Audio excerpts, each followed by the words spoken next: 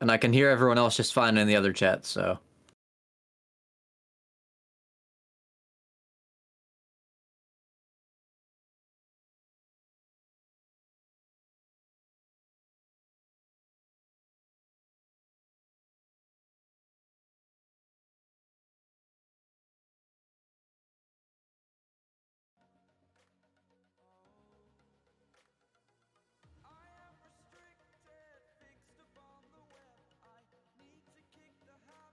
Still no sound.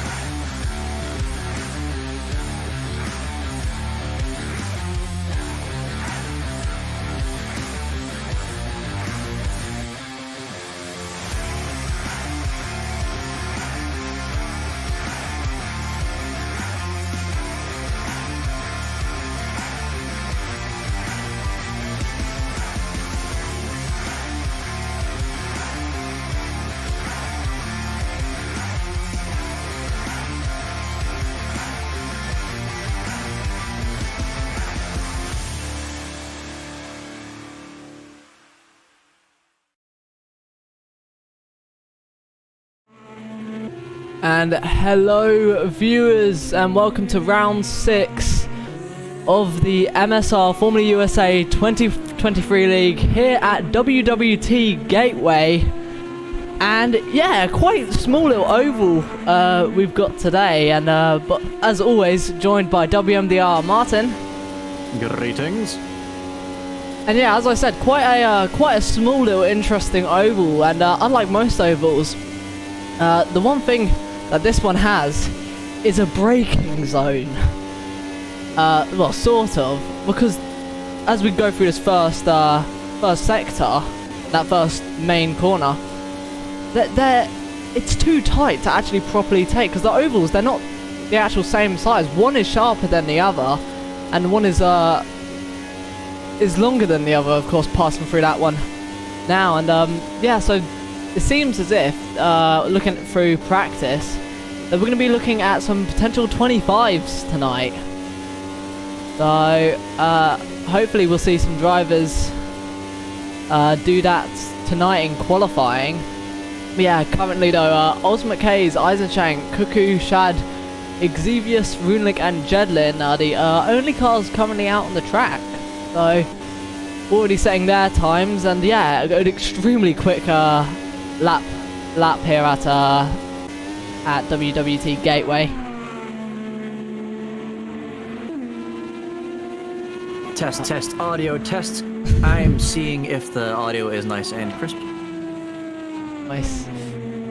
But yeah, so already currently Ultimate K's with a lap time of, if it will show, a lap time of a 26.179.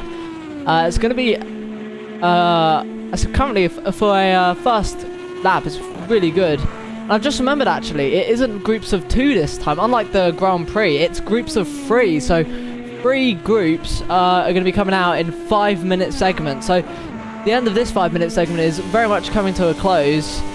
And we're already seeing some quite good lap times. But so far, no one actually able to get into the 25s. Yeah, it's going to be interesting to see if we have the entire grid within 1 second of each other. I mean, there's going to be a lot of lapping around this track. It's only a 26-second lap, of course. So yeah, that bodes well for the race, but for qualifying, it's bound to be tight. There's now only 0.02 of a second between Exevius in second place and Keza in first. And as you mentioned earlier, Nismo, a good 2/3 of the grid still yet to come out. Oh, and Exevius actually... Exevius, it's a new PB. Yeah, taking provisional pole literally on his second last lap, but still though, an amazing time. Still a 10th off the 25, but currently taking provisional pole in the first group. And I think doing that on his last lap, I don't think we're going to see anyone else able to take that provisional pole away from him. Oh, as I'm not sure if that was a bit of a visual bug there, but it seemed like Exevius was practically drifting that last corner. Yeah, maybe his tires giving out. Looking at my inside information that I've been given, it's going to be quite a interesting track. See, an oval as well, as much as this does have a braking zone, you'd think an oval you want the least amount of downforce, right? But typically, in this track, funny enough, to get a fastest lap time, you're gonna need front downforce, is what I've heard from some of the drivers. So yeah, that's very interesting to see. And now here is the second pack coming out now. I mean, the thing is as well with the whole downforce is you really need to get a good corner exit to be fast on these straights, and you're not going to get those good corner exits with low downforce here. So with low downforce, you'd be fast. I mean, you'd be slow in the corners because you're lacking downforce, and you'd be slow on the straights because you're lacking the slingshot out of the corners as well. Yeah. Yeah, in this second group, it's Venik, Kunisek, War Package, Tomahawks, Binding, Gillis Homan, Veilside, and Galaxy Bull.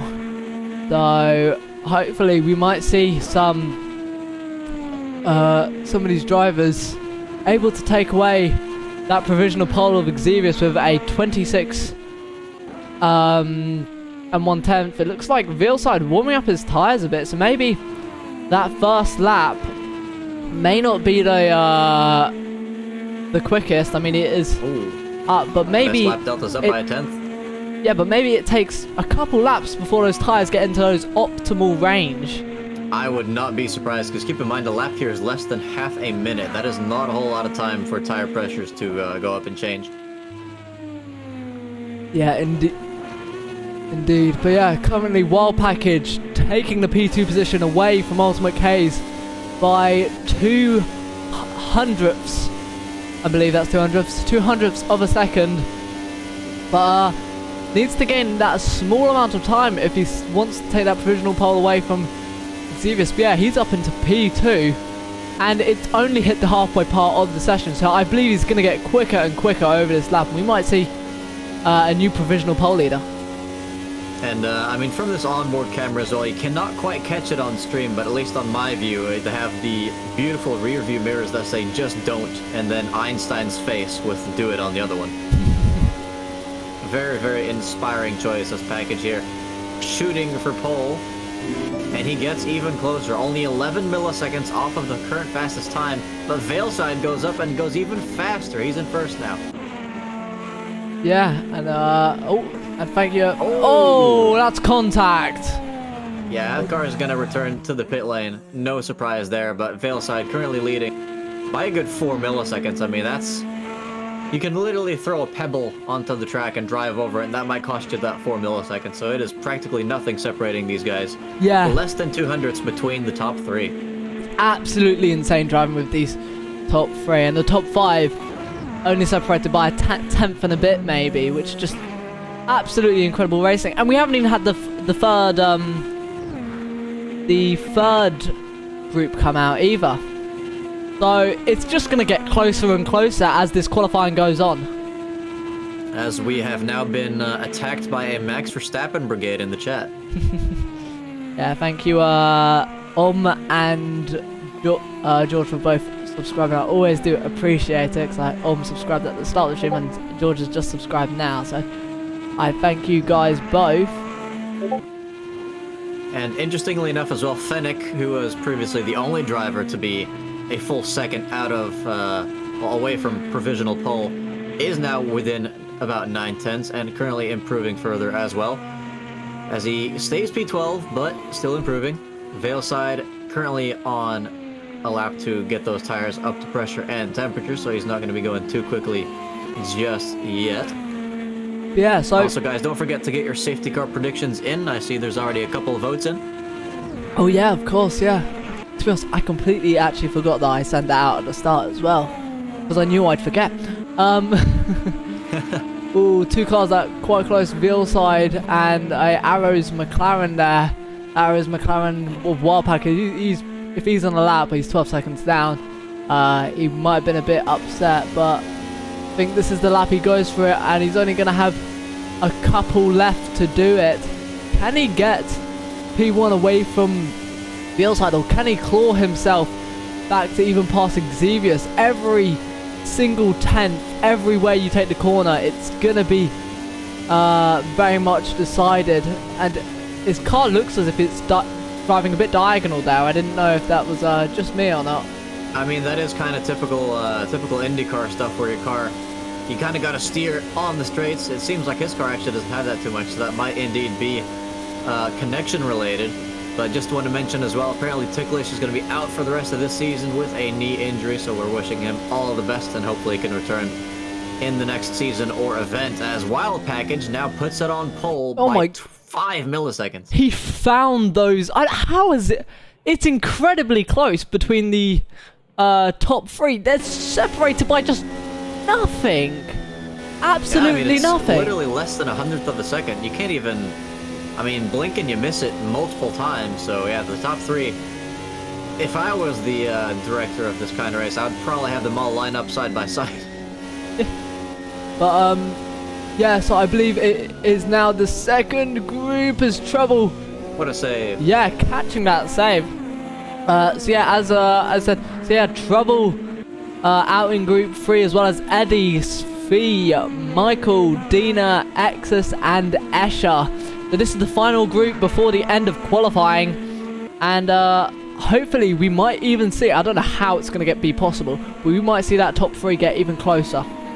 Yeah, I mean, you got to take into account as well the fact that the track is getting more rubbered in. That is a thing that is simulated in this game, so theoretically the drivers at the end of the session will have a slight advantage over the people who started first, as seems like Escher is getting very, very close to beating Fennec's lap. Yeah, crossed the line, and he puts it P14. Just ahead. So whether Escher can move up more over this time, it will be seen. Svi, one of the quick ones, is 2 tenths up on his times. He's looking to try and beat Jedlin, and he does, dropping Jedlin down into P7. Found the word. Yeah, that is not a bad lap time at all, but still a full 2 tenths away from provisional pole. Of course, a lot of this is mostly setup based. I mean, you're going in circles, so there's not all that much you can do differently technique-wise. Of course, this track being a little more difficult than your average oval thanks to the extra braking zone, because this is a very small and sharply cornered track, as Svi puts it in P5, only a 10th away now.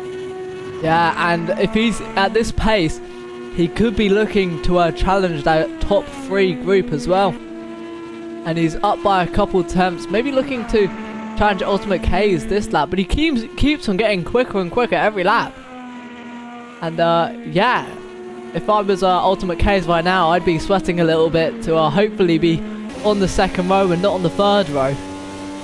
He's a little bit slower on this occasion, but still has the time to set a few more laps if those tires can hold on. The thing is as well, on this track, I think it would make a pretty big difference if you manage to avoid dirty air in the corners and then somehow end up in someone's slipstream on the straight. I think that would make a massive difference on this track. It would essentially make the perfect lap, is what I'm thinking. You're completely correct there.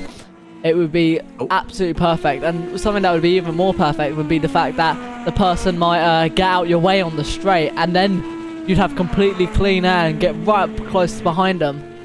But so far I haven't seen anything. Of course, all the top, we've got the 3 groups, and of course 3 drivers in each team, and 1 driver in each of the groups, so I'd be surprised if we were to see some sort of coordinating between the teams here. I've got to wonder, does Simon have a qualifying ban?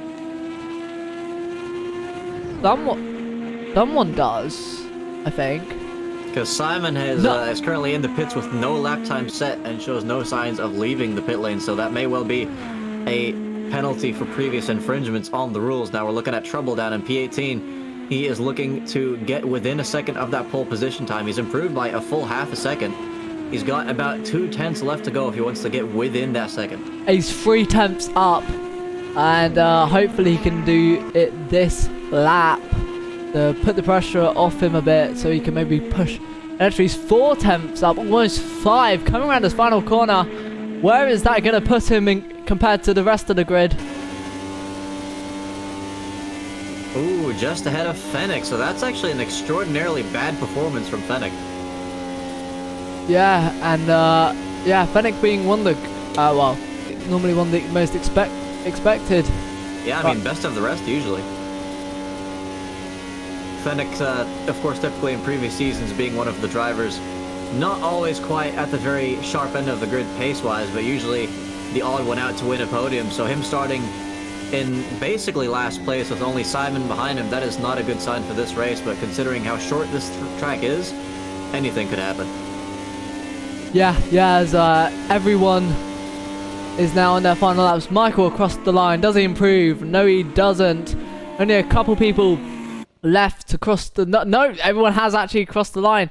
Yeah, so that is going to give our order of Wild Package taking provisional pole by 5 milliseconds. Veilside, 5 milliseconds behind Wild Package in P2. Xevious, 4 milliseconds behind Veilside and 9 milliseconds behind Wild Package, and in Ultimate K's just outside the 10th mark in P4. Then goes Svi in P5, Runelink in P6, P6, Eddie P7, Michael P8, Jelen P9, Escher P10, Binding P11, Kunisek in P12, Eisenschenk in P13, Cuckoo in P14, Ellie in P15, Shad in P16, Trouble in P17, Fennec in P18, and Simon without a lap time in P19.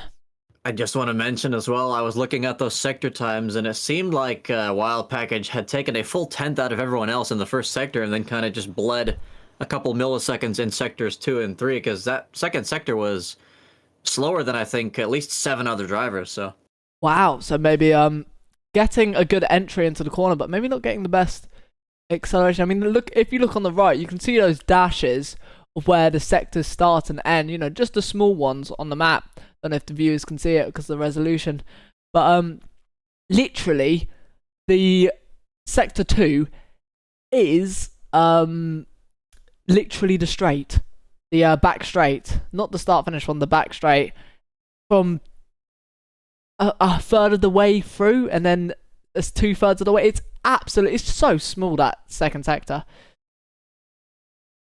yeah, I mean, you could practically run it in the same time. They could probably do a lap around a normal track with these cars. So very, very short indeed. It's only a couple seconds for every single sector. I think every single one is under 10 seconds if you have a good setup. So yeah, and the race itself, it's looking pretty long. Says time remaining over 1 hour and 13 minutes. Yeah, so it's going to be looking that tyres are going to last approximately 40 laps if, of course, you're managing them. And if no safety cars come out, doubtedly, it's going to be potentially looking for a free stopper for the cars here. So whether that's going to be the ideal strategy, no, it is ideal strategy for tonight. Hopefully it will, but it looks like all the cars are ready to go onto the formation lap. Drag that down a bit. But, yeah, so going to be Wild Package leading the pack away, followed by VLside behind. Everyone's going to be warming up their tyres as they go around. And, yeah, Simon at the back here, moving. So wasn't able to set a lap time, but he's, if he did have a problem, he's clearly fixed it. Yeah, he's taking his time to get back to the rear end of the grid, though, and he's not really... here he starts to warm up things now. Yeah, not quite sure why he had such a sluggish warm-up lap start, but he should be fine as he rejoins the back of the grid. Now, of course, a very, very short lap means we're about to be underway already. No, I think there's going to be 1 lap, since they would be going 2 wide, but I think they were going to be doing 2 laps, just so everyone can confirm that the grid has completely caught up, since... we don't want to see any potential drivers being left completely behind, or any drivers getting massive runs. I think we found ourselves a Kimi Räikkönen. Yeah, no tire warm-up going on here. But, yeah, I mean, it could be that... yeah, now watching them going 2 wide now, so it's going to start this lap. And it's going to be Wild Package next to VLside. Behind them is going to be Xerius and Ultimate K's, followed by Svi and Runelink, then Eddie, then Michael, then Jedlin, then Escher, then Kunisek, then Binding, then Eisenschenk, then Ellie, then Cuckoo, then Shad. If I scroll quickly, if I can. Then Trouble. We're about to be underway as they're on the main straight again. Yeah, Wild Package, when will he go? When is he going to lead that pack off? And he's green light, and Wild Package getting a great start. VLside, not the best. Ultimate K is looking all the way around the outside of Xerius and getting that move done. In fact, trying to challenge now VLside and P2. Can he look for any sort of move? Yeah, Ultimate K is an amazing start so far. The pack absolutely packed together. Looking down for that inside line, his car is dead. Boxed in. Down the inside goes Ultimate K's. VLside leaving him the space on the inside. That's Ultimate K's in 2 laps up into P2. So that's 1 position every lap. What an amazing start by him, I've got to say. Yeah, everyone keeping it clean so far as well, which is definitely very, very nice to see. everyone's still very close. The entire grid is separated by only 6 seconds, as there's now a move for the lead by Kays. Oh my god, if he does it again, he's going to be making 3 moves. The balls on this guy on the first lap, absolutely insane. He's got the inside line, but Wild Package staying on that. Package, how much speed he was able to carry on the outside of that corner. That car is well set up. I mean, as you said, he's had the fastest first sector time, and whether his car was just set up for that entry to get the exit off, it's all up. I mean, Ultimate Case though, he's now all up behind Wild Package. Wild Package defending to the inside, going into the first corner.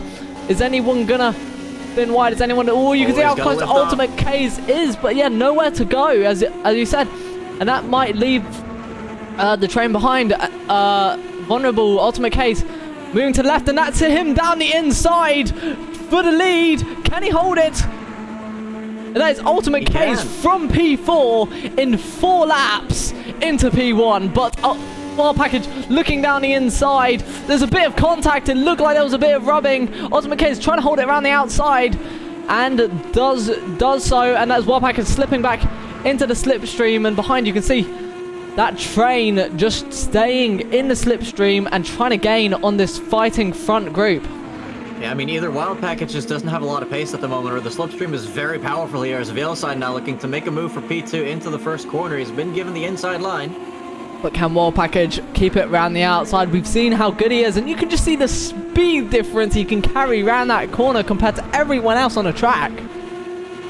So, and what was interesting as well is it seems like the inside line in the first corner, not quite the best line for overtaking, but I believe Keza was given the inside line on the final corner, which then ended up giving him the lead, as I don't quite think Wild Package is very fond of the inside line on that corner, or he probably would have taken it to defend his position. See, my theory here, not a conspiracy like your normals, but what my theory here is Wild Package has got that extra bit of front downforce, so he can take that front corner, but he's going to be suffering during the second sector and the third sector.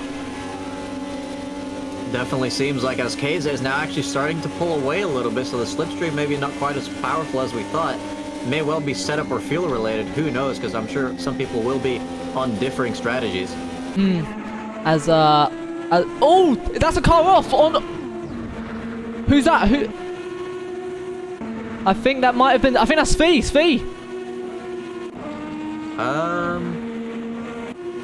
Where on earth is Svi in this P6, P6. Well, he might be different for you.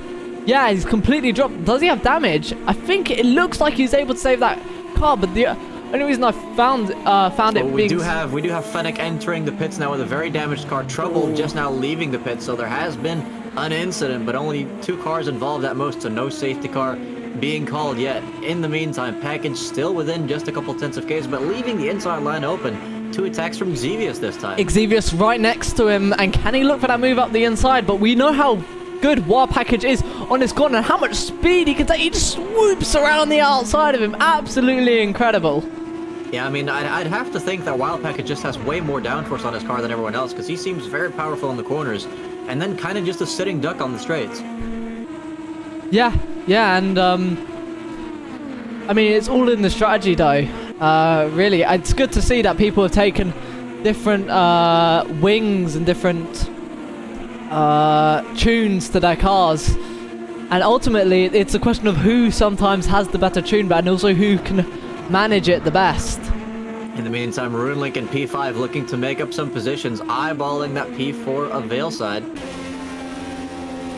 Yeah, RuneLink at the back of this train, and is going to be fully in the slipstream as you got all the cars ahead punching that massive hole of air, well, virtual air. And yeah, you can just see he's able to keep up with them so easily. And what some drivers could potentially be doing is they might be staying behind to potentially also save their tires. So you could have some drivers deciding to take less fuel and go early so they can use those new tires and just sprint away at the start. I mean, it could be Ultimate K's because he got an amazing start, but yeah, just was looking through the cameras there. I think someone was stationary on the back straight for a moment, but they've gotten going again, as it looks like just behind Eddie here there's a fight going on for P10 with Eisenschenk and Binding.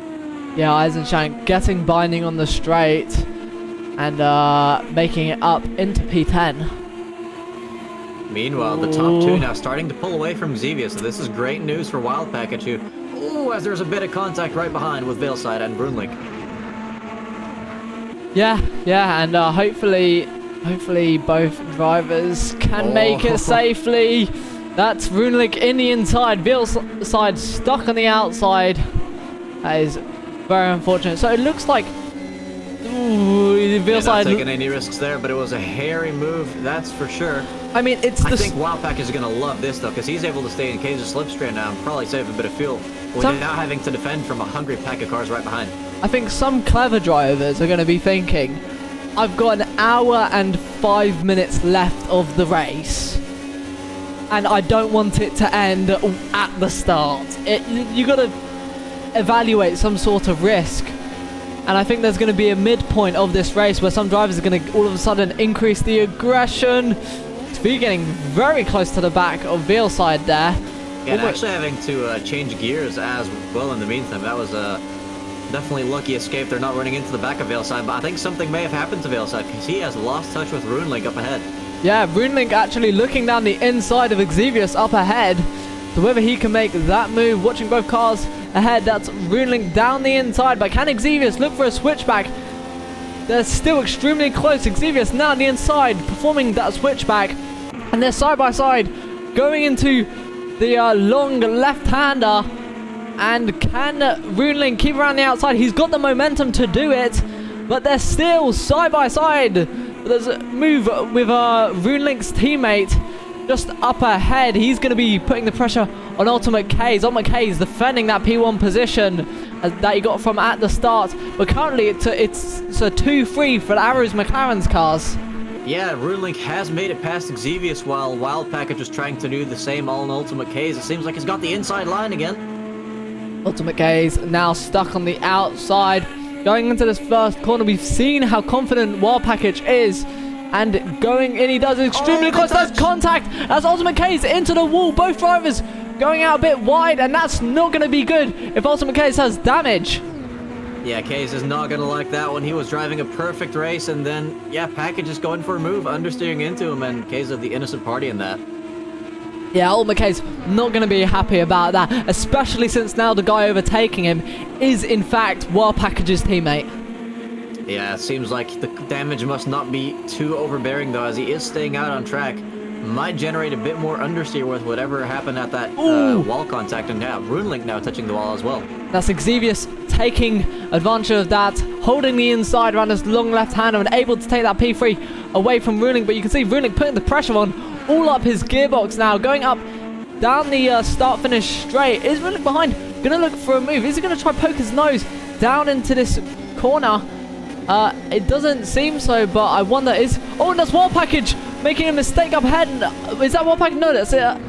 It is Wild Package. It was Wild Package. Looking down the inside again. This is a textbook copy of the move for the lead earlier in the race. And Ultimate K's down the inside, able to hold that move, and Wild Package having to stay round the outside now, but going into this corner. Can Wild Package make it all the way around the outside? Ultimate K's is going to be on that lower, slower line, and Wild Package and again, on the same as earlier, overtaking around the outside of turn 1. It's definitely a viable option here.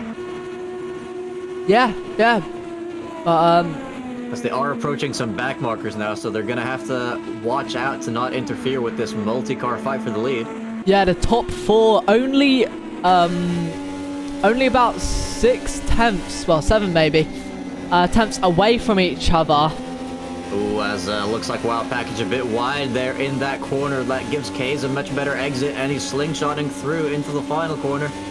Down the inside goes Ultimate K's. And can he keep it? But I think but look at that exit from Wild Package. He was planning that.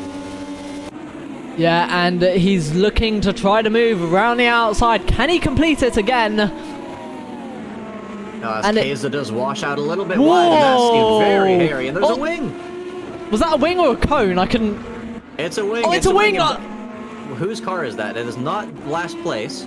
It is Shad. Shad going into the pits with a very, very broken car. Take it easy, Shad. That you do not want to be going too quickly on that infield and end up flying up and hitting the car. Meanwhile, the fight for P2 is still very, very warm and not quite over yet, as it looks like RuneLink now going down the inside. Wild Package down to P4. So Ultimate K's, he seems to have got quite some distance from the cars ahead. 5 tenths, which doesn't seem like a lot in some circuit racing or just in general. But in an oval race, as short as, with laps as short as this, that is quite a distance. Yeah, as K's are now kind of starting to book it, as you say, but ooh, that looked like a bit of contact there. Now he's a full second ahead. I don't think that's quite enough to negate the slipstream, but definitely the more that these guys fight, the better that Keza will be able to potentially go for his pit stop whenever he wants and repair whatever damage he has, because it might impair his ability to kind of pull away from these guys. Yeah, indeed. At least once they stop fighting. Yeah, quite right. But with Exevius in this sandwich of Arrows McLarens, that's a Wild Package around the outside again, but not quite getting it done in the corner. We have multiple people in the pits. That is Veilside coming in for potentially a scheduled stop. That car does not look damaged at all. Binding coming in as well. We've seen actually quite a few people, Kunishek coming out of the pits as well, so probably a good third of the people on this grid have been in the pits by now. Yeah, I mean, funny enough, it doesn't feel like it, but it's only been about 5-7 minutes since the race start.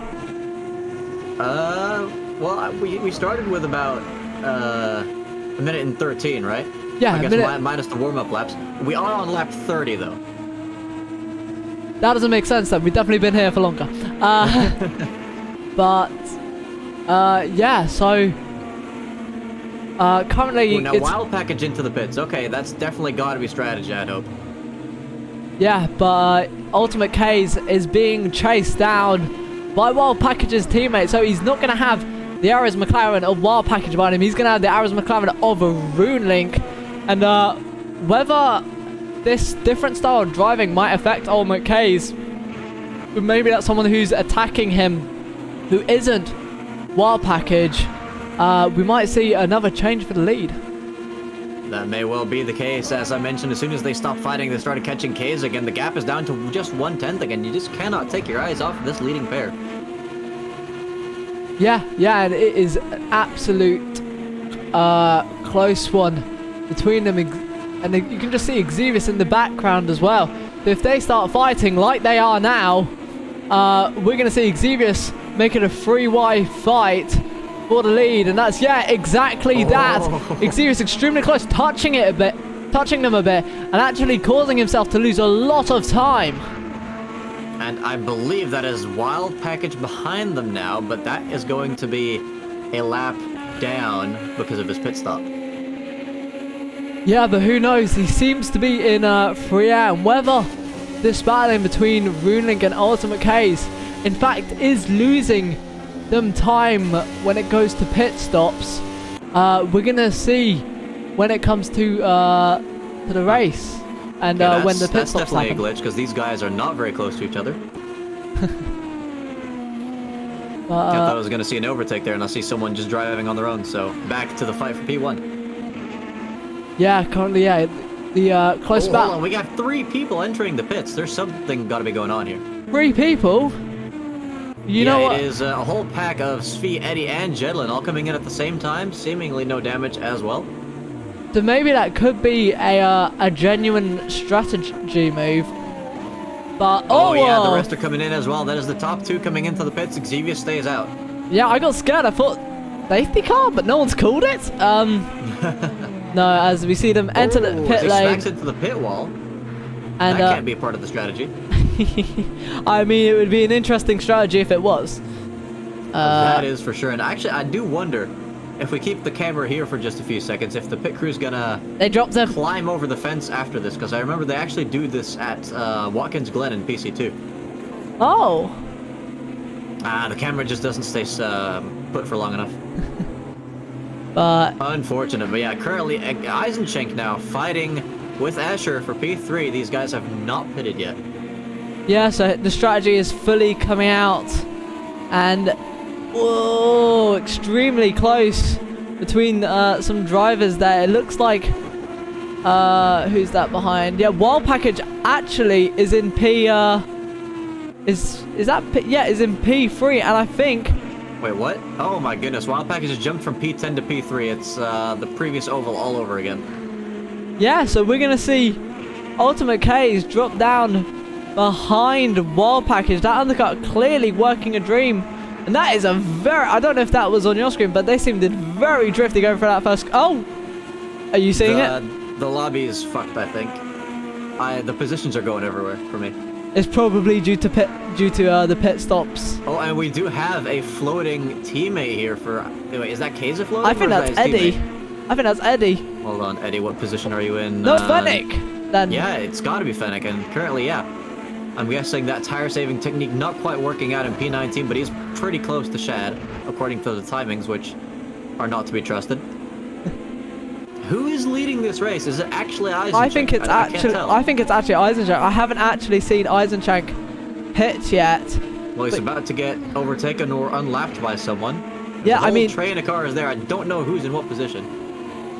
I mean, I think we can just trust it for now. It looks like no one's in the pit stops anymore, so.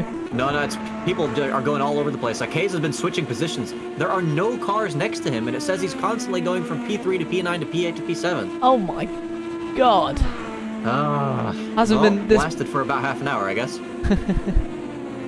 But I think I can trust right now that Eisenschenk and I think Eisenschenk is in the lead at least. Considering the fact that I don't think I've seen him pit, and I think I've seen literally everyone else pit. So he looks to be trying to run it long, and whether he can do it, it's going to be an interesting one. And whether he thinks that he can last as long as some of the people. Okay, well, Rudlink's coming in for a pit stop now. I'm not sure if he was one of the drivers that pitted a moment ago. Yeah, I thought he was. I thought he came in with Ultimate K's, if I'm not mistaken. Well, that definitely seems like a very short pit stop, so it couldn't have been for damage. There's one other thing that it could have been. The one thing that we all hate. The fuel bug. The fuel bug. I think that's a fuel bug. He went in there and then left straight away. I think that is a very unfortunate fuel bug if so. As it seems like Keza is overtaking Cuckoo. I'm not sure what position that's for, but it is an overtake. Yeah, and hopefully there won't be too much. Ooh, there we go. Should I just minimize the standings so you can just view the whole screen? Because at this point the standings are lying to you. Okay, you know what? That until they fix themselves, I think that's a good idea. All right, I'll still have them up on my screen, so if I see it stops jumping everywhere, I'll put them back on. Thank you. But yeah, down the bottom though, it does seem a bit accurate down the bottom. The bottom part doesn't actually seems to be accurate. No, yeah, never mind. Fennec's geographical position is most definitely not accurate. Okay, we do have Eisenschenk in the pits now, so one thing's for sure, he is not leading this race anymore. That is one undisputable fact we can bring you guys. Yeah, and let's Wild Package is gonna be taking over. I don't know who's gonna. It says Kunisek's in the lead now at this, but oh my god. But yeah, very Yeah, for me it says Wild Package is leading this race, but it also says Kunisek driver ahead for you, so I'm not sure what's going on there. Wild Package may be leading this race. It says Keza is P2 for me now, so those two positions might be right. If so, Keza has probably lost a couple positions as he jumps to a completely random position again. I think he may only be a couple of seconds behind Package, as I think someone ahead of him has tapped the wall. Yeah, it looks as if it's slowly sorting itself out. It's not. It's really not. I think that is, in fact, Escher ahead of Ultimate K's. I think just ahead of that is gonna be Wild Package. So at least that one, ignoring Kunisek and P1. Kunisek's in P1 for you? Yeah, for me it says he's in P5 right now on my screen, and Escher has dropped all the way down from the lead to P9 without actually losing any on-track positions. Absolutely. I mean, we've had this before, but I think It wasn't this bad though. I mean, good grief. it seems to happen a lot at ovals. Yeah, that is definitely true. This game, AMS2, has solved quite a bit of the oval issues that PC2 suffered from, but my goodness, they have ruined it for streaming. Yeah, no one would have thought that anyone would have done a league at an oval, I guess, really. And I guess they need to try and fix that rather than working on their quote-unquote AI. As K's are now definitely going down the inside of Escher. That is also an actual thing that is happening. For what position, we may never know. Oh! K's is spun!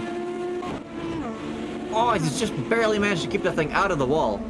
That is going to be absolutely not only detrimental to him losing positions, but those tyres, I mean, he only pitted on them about 10 laps ago, potentially. And they're going to be cooked now. Cooked. Yeah, and the thing is, I mean, he just lost 2 sector times worth of lap time, so that's going to have cost him a bunch of positions, no doubt. How many?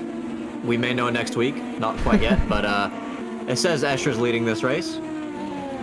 Yeah, I'm hoping, I really am hoping that as much as it is affecting us, I really hope it's not affecting the drivers. If it is affecting the drivers, this is absolutely insane. And this is Binding going down the inside of driver 114. Yes, and that looks to be...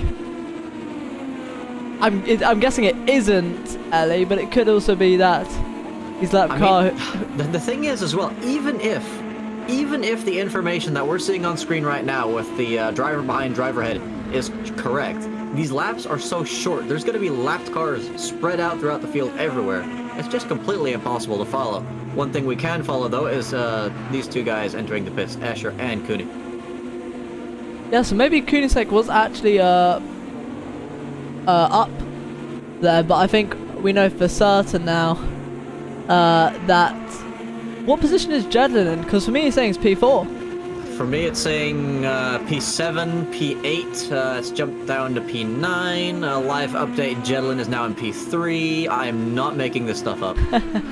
Well, currently, as it stands for me, it says Wild Package is in P1, Exevious in P2, Eddie in P3, and Sophia in P4. So... Nismo, would we get copyright striked if you put on Baby Park music? Yes. I would have. I'm sure someone's copyright strike that. But yeah, it definitely seems like the field is somewhat spread out. I mean, just looking at the minimap, I'm guessing that probably is correct, and it seems like most of the people who are close to each other are not on the same lap, so... Yeah. Go for an onboard with Jedlin here, who actually is chasing down Svi, so that is correct on the timings. So whether Jedlin can... Maybe he was up there with Svi and Exevious then. Whoa! Oh my goodness. That was extremely laggy. If I was in Jedlin, I would definitely be clinging to the seat I was on, but Svi still has the inside line, but can Jedlin make it all the way around the outside? Very close between the drivers, and that's Jedlin up into I'm guessing P3. Potentially, but a very nice move from Jedlin indeed, as we now have Veilside coming into the pits again. And I've been told to hydrate. Is probably not a scheduled stop considering how early that is for the second round of stops. Yeah, I agree with you there. I wonder as well, has Ultimate K's pitted? Have you seen Ultimate K's pit on those absolute damaged tires, or is he trying to stick it out? I think he's trying to stick it out. I mean, of course the positions are going all over the place, but it does still usually say that he's in the top 10, which I assume is true. So not quite sure who he's chasing down at the moment. May well be a lapped car or a glitched car, but I think he's going to be going for an overtake here, so let's just go onto that sweet bumper cam right into the slipstream. Yeah, and he is gaining on it. Is that Eisenshank? I think it might be Eisenshank, and down the inside he goes. It's someone else then. I don't think I can't find K's anymore. But yeah, K's though making that move stick, and straight onto the back of Binding, who he is fighting for position with. By the way, we do have a question coming in from Diener. Who is filling in for the guy? I don't think anyone... Well, I mean, with the driver turnouts, I don't think anyone is filling in. So... As Package and Fennec are now in the pits. Fennec still using his tire saving technique. I love the fact that I'm pretty sure I saw when you clicked on one of the arrows McLaren's in the pits, it said that Eddie was both in front and behind him. So that's a confusing one to explain. And seems like Ellie just ran over someone's pit crew as well, which is also what you love to see. There are always casualties in racing, you know. That's how we keep it a bit dangerous. Increase the safety budget. Now we have had a few more what we suppose are front runners coming into the pits just now, and what is also a fact is that Xevious and Jedlin are currently locked in battle for a significant position, I'm assuming. I mean, it says they're P2 and, well, 1 and 2 now. It said 2 and 3 a second ago. Doing quite well for themselves. Yeah, as it stands, it looks as if, I'm guessing Eddie isn't. Is Eddie P1? I don't know at this point.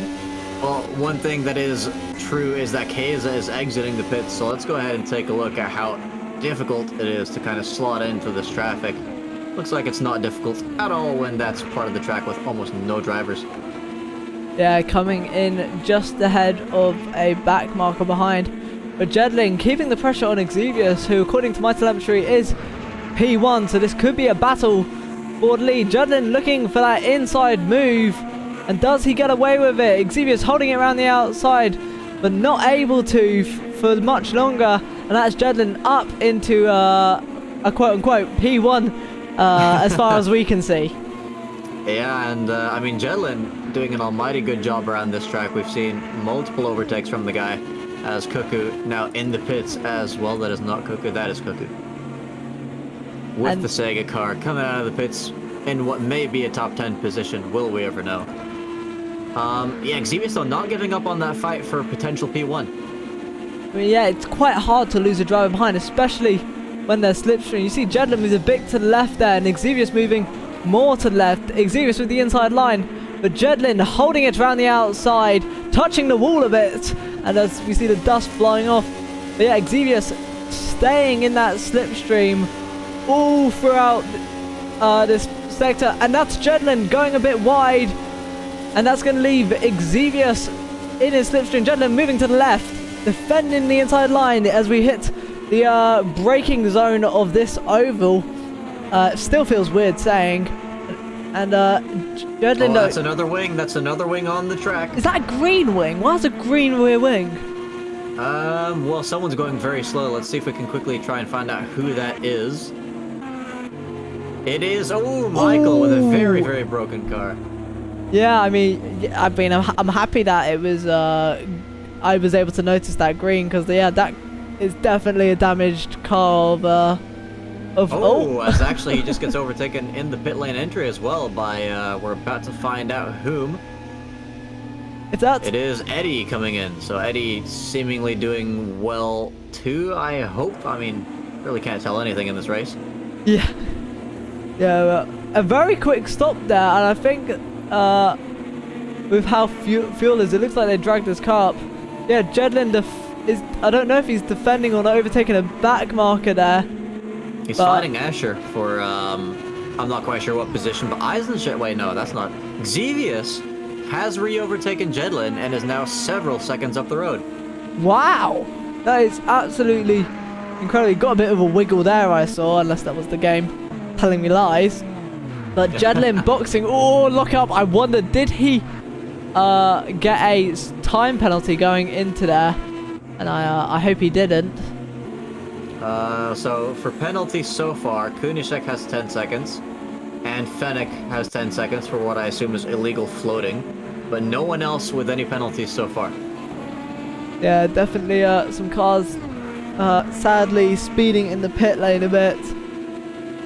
But naughty boys, as we now have Xevious coming in as well, just one lap after Jedlin, so it's going to be interesting to see where he comes out. And I wonder, does he put the strategy of a floating car on?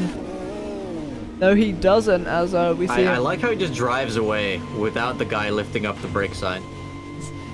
He's looking in his mirrors. He knows how empty the pit lane is. But yeah, leaving the pit lane now. Now I've got to say, in every oval, in my opinion, the pit exit is the most dangerous, because you see the cars on the outside and you think, oh, you're racing them, but they're on a banked corner, and you have to remember, you're not. And it could cause so many accidents where some drivers just overdo it, try to accelerate all the way through the exit of the pit lane, and then just end up floating up into the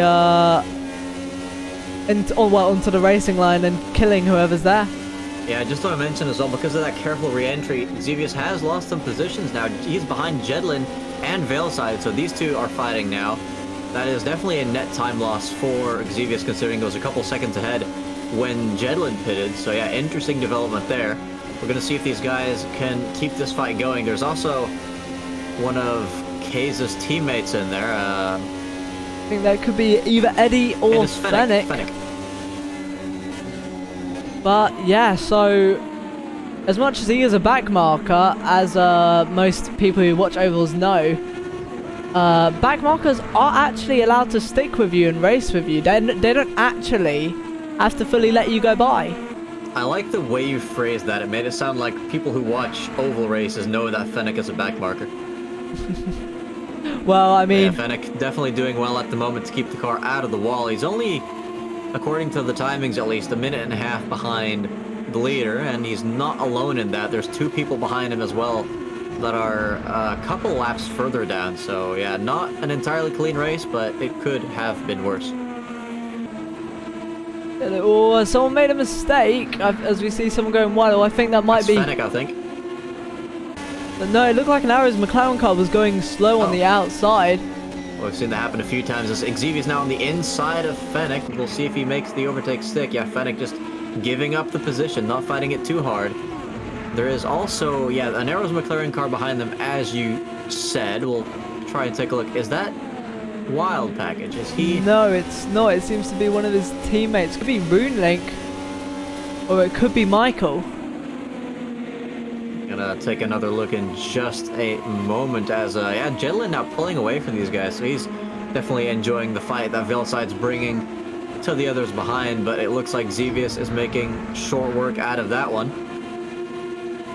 Yeah, and you can see as he tucks it into that inside and covering off Veilside from any potential move around the outside, but Veilside's still there and gets a massive run out the exit, almost ahead, going into the next corner, but Xevious back onto the inside line and is able to once again get in front. But does Veilside have another run? Can he pull out a massive stop? Is extremely close to the back, but doesn't look for a move going into this next corner.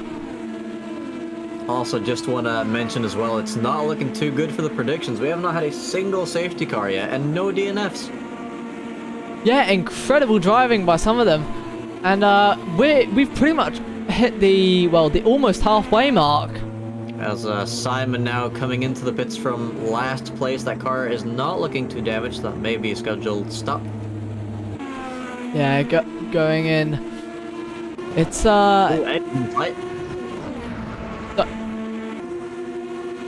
Eddie looking to make a move on binding down the inside. Or was that Cuckoo actually? No, that is indeed binding. Sorry. Down the inside. Kind of binding, looking to try get that position back, but not able, without slipstream. And that is Eddie ahead, looking to try make a move on Ellie. So I think, to be honest, I think the times have sorted themselves out. I think at this point they really haven't. They really haven't. Okay, we're still just as bad as before. And it looks like the two cars ahead are drifting. This is some Initial D looking stuff. Oh my goodness. If Initial D music wasn't copyright, it would be playing right now. Yeah, that was, I mean, especially the fact that they were pointed towards each other. That was like textbook motorsport racing anime poster kind of stuff. But yeah, with 38 minutes left on the clock. Oh, It's look at that still close slipstream. between It's these. very, very powerful at the moment. Actually, that may be push to pass. With the, is that push to pass with? No, not with oval cars. I guess you're right, but that was definitely some strange straight line speed there as we see a very slow pink car to the side. I mean, and who, another very slow car entering the pits. for those who might have... Michael hitting the wall, hopefully not damage. It looks like he's staying on the high side line, so maybe not. But he's defending from or passing whoever was behind him there, yeah. As Runelink is now in the pits. Yeah, followed by someone behind him as well. I don't know who that could be. Well, that would be Simon in the pits once again, actually. So, oh, that is a DNF from Simon. He has been sent to the shadow realm. Very unfortunate. That is our first halfway through, and that is our first retirement of the race. So unfortunate to see. Very unfortunate. Yeah, they definitely seem to be fairly close to Michael time-wise. I think they're both about 2.5 minutes off the lead, which is a bit of a league of their own at the back. But we also have four drivers over a minute behind the lead, so that definitely seems like multiple people are on multiple different laps. I don't know if this was just me, but I saw a car slow down and take the pit exit. Is there someone having car problems? I don't know who they are. They're just going into the last corner now. It's not one of the top runners. Whoever's pitting right now on the map, he's definitely... I saw some weird action. It looked, in a way... It is Michael coming in again, so I'm guessing that might be for some wall contact, of course. Oh yeah, the wing's gone. From the back, it looked all fine, but I'll... I was guessing he might have had some suspension damage, but yeah, that is quite a few kilos of wing missing there, so unfortunate for him. Coming back in, car still running, so he can keep on going. In the meantime, I mean, it says Wild Package is in the lead, and his teammate's right behind him, potentially on a different lap, so... not sure if it's a 1-2 or a 1, and very much not 2, but Wild Package probably having a good race at the moment. Yeah, but extremely close. Is that their teammate behind? It is a teammate, but I really don't think they're on the same lap. Now, if that's so, that is extremely interesting to think, considering the fact that at the start, these two were P2 and 3 before the pit stop and the strategy started happening. Yeah, things have been happening indeed, including Kayza now going to the pits for what looks definitely like to be a scheduled stop, because I don't see any wings being put onto that car. As he drives away as soon as his mechanics kneel to the ground. You always gotta love those details in these games. Yeah, indeed, and it's yeah, sometimes in games where they add little features, it can go a long way, I've got to admit. But first, I think especially when those little features make absolutely no sense at all. We'll quickly take a look at Kayza now coming back onto the track in, I think, a lower top 10 position, maybe even outside the top 10.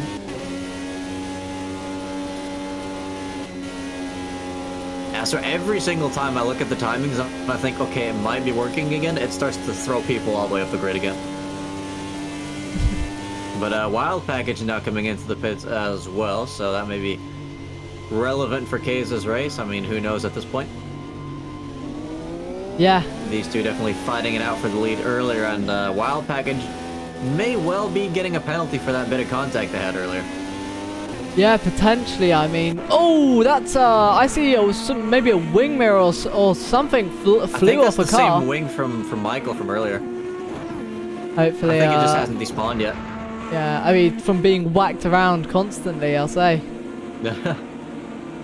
As looks like Eddie and Ellie now both joining each other in the pits, and Eddie now, I think he is teammates with Fennec. Fennec may have given him the secret to levitation. Is Fennec? Wait, hold on, Fennec's no longer levitating. They've swapped tire saving strategies. They've swapped whole entire cars apparently. I mean, that is wild. Yeah, absolutely. Yeah. Incredible scenes. Xevious defending from, it looks to be, no, it wouldn't be defending. I believe that's Michael behind. So I believe that's a back marker behind Xevious. Yeah, just looking across the mini-map, see if I can find that one pack of cars that's close by. Kunishek chasing a couple people here. Yeah, Eisenschank ahead and ahead of Eisenschank. I believe that might be, I'm going to say, Veilside. Oh! It is Veilside. So these guys are actually temporarily and on the correct place on the timing screen. It's not going to last for long, but Kunishek now looking to the inside of Eisenschank. Yeah, down the inside. Can they keep it safe? Extremely close between the drivers. But it looks like Eisenschank might have to run off the corner. It's going to be in the slipstream. But Kunisek ahead of Eisenschank. And I'm thinking to myself, right now, looking at how long it took Eisenschank last time to enter the pit lane, is he on a potential 2 or 3 stop? And maybe some other drivers are on a 4 stop. I honestly couldn't tell you at this point. I'm just looking at cars going around in circles. All the rest is just gone out the window. Yeah, thank you. If I can see, slight PO9 for following. I do appreciate it, man. But yeah, this battle, it doesn't look to be over yet, because Kunisek could be moving towards Veilside, and not only do that, but might be bringing Eisenschank with them. Hold on, I'm just gonna... Oh, as we have Cuckoo coming into the pits, but that's not the battle I wanted to look at, so I'll just keep on switching. I think this... No, this is not a battle.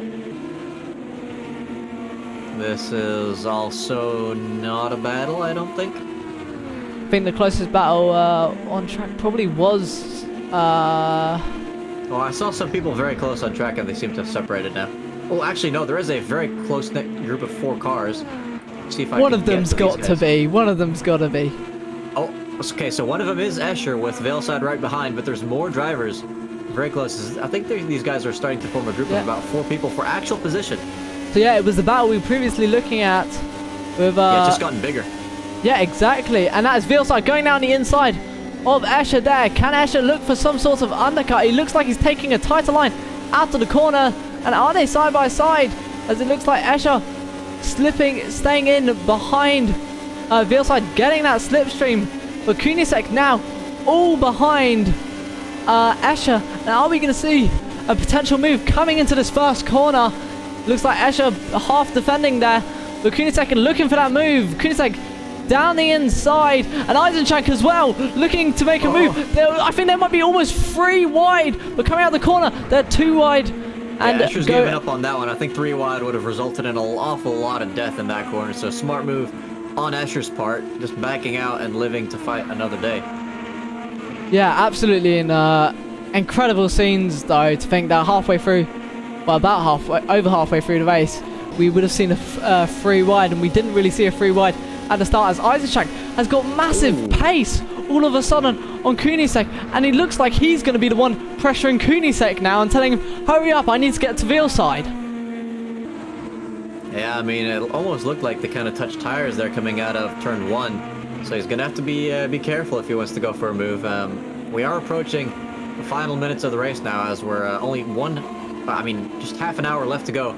Jedlin pitting now. Is he going to float? No, he's not, so that's normal pit stop for him, going back to Veilside now. And he's got Kunisek still behind, and Eisenschank as well. Yeah, and absolutely incredible racing though by these guys. I'm annoyed they haven't got a safety car yet.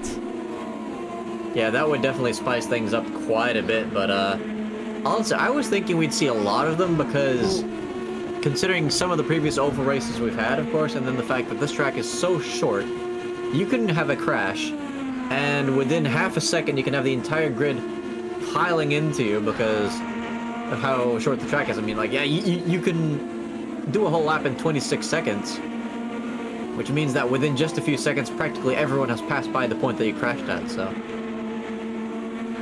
Yeah, and it's also the, it's just... Oh, Eisenschank getting the run on Escher. See someone also boxing ahead. Eisenschank down the inside. Are they going to keep it close? Are they going to keep it safe? And that's, yeah, Eisenschank easily ahead. Yeah, Eisenschank seemingly having quite a good race now, as we have both Svi and Michael. I think that was Michael on your screens just now going into the pits. So yeah, not his best race, but Svi probably doing just a bit better, as Eisenschank now attacking Veilside. Oh, he seems to go. I don't know where he's got this pace from. Because originally it looked like he was losing massively to Veilside. Veilside's gone wide, and that's Eisenschank down the inside, making the pass look absolutely easy on Veilside.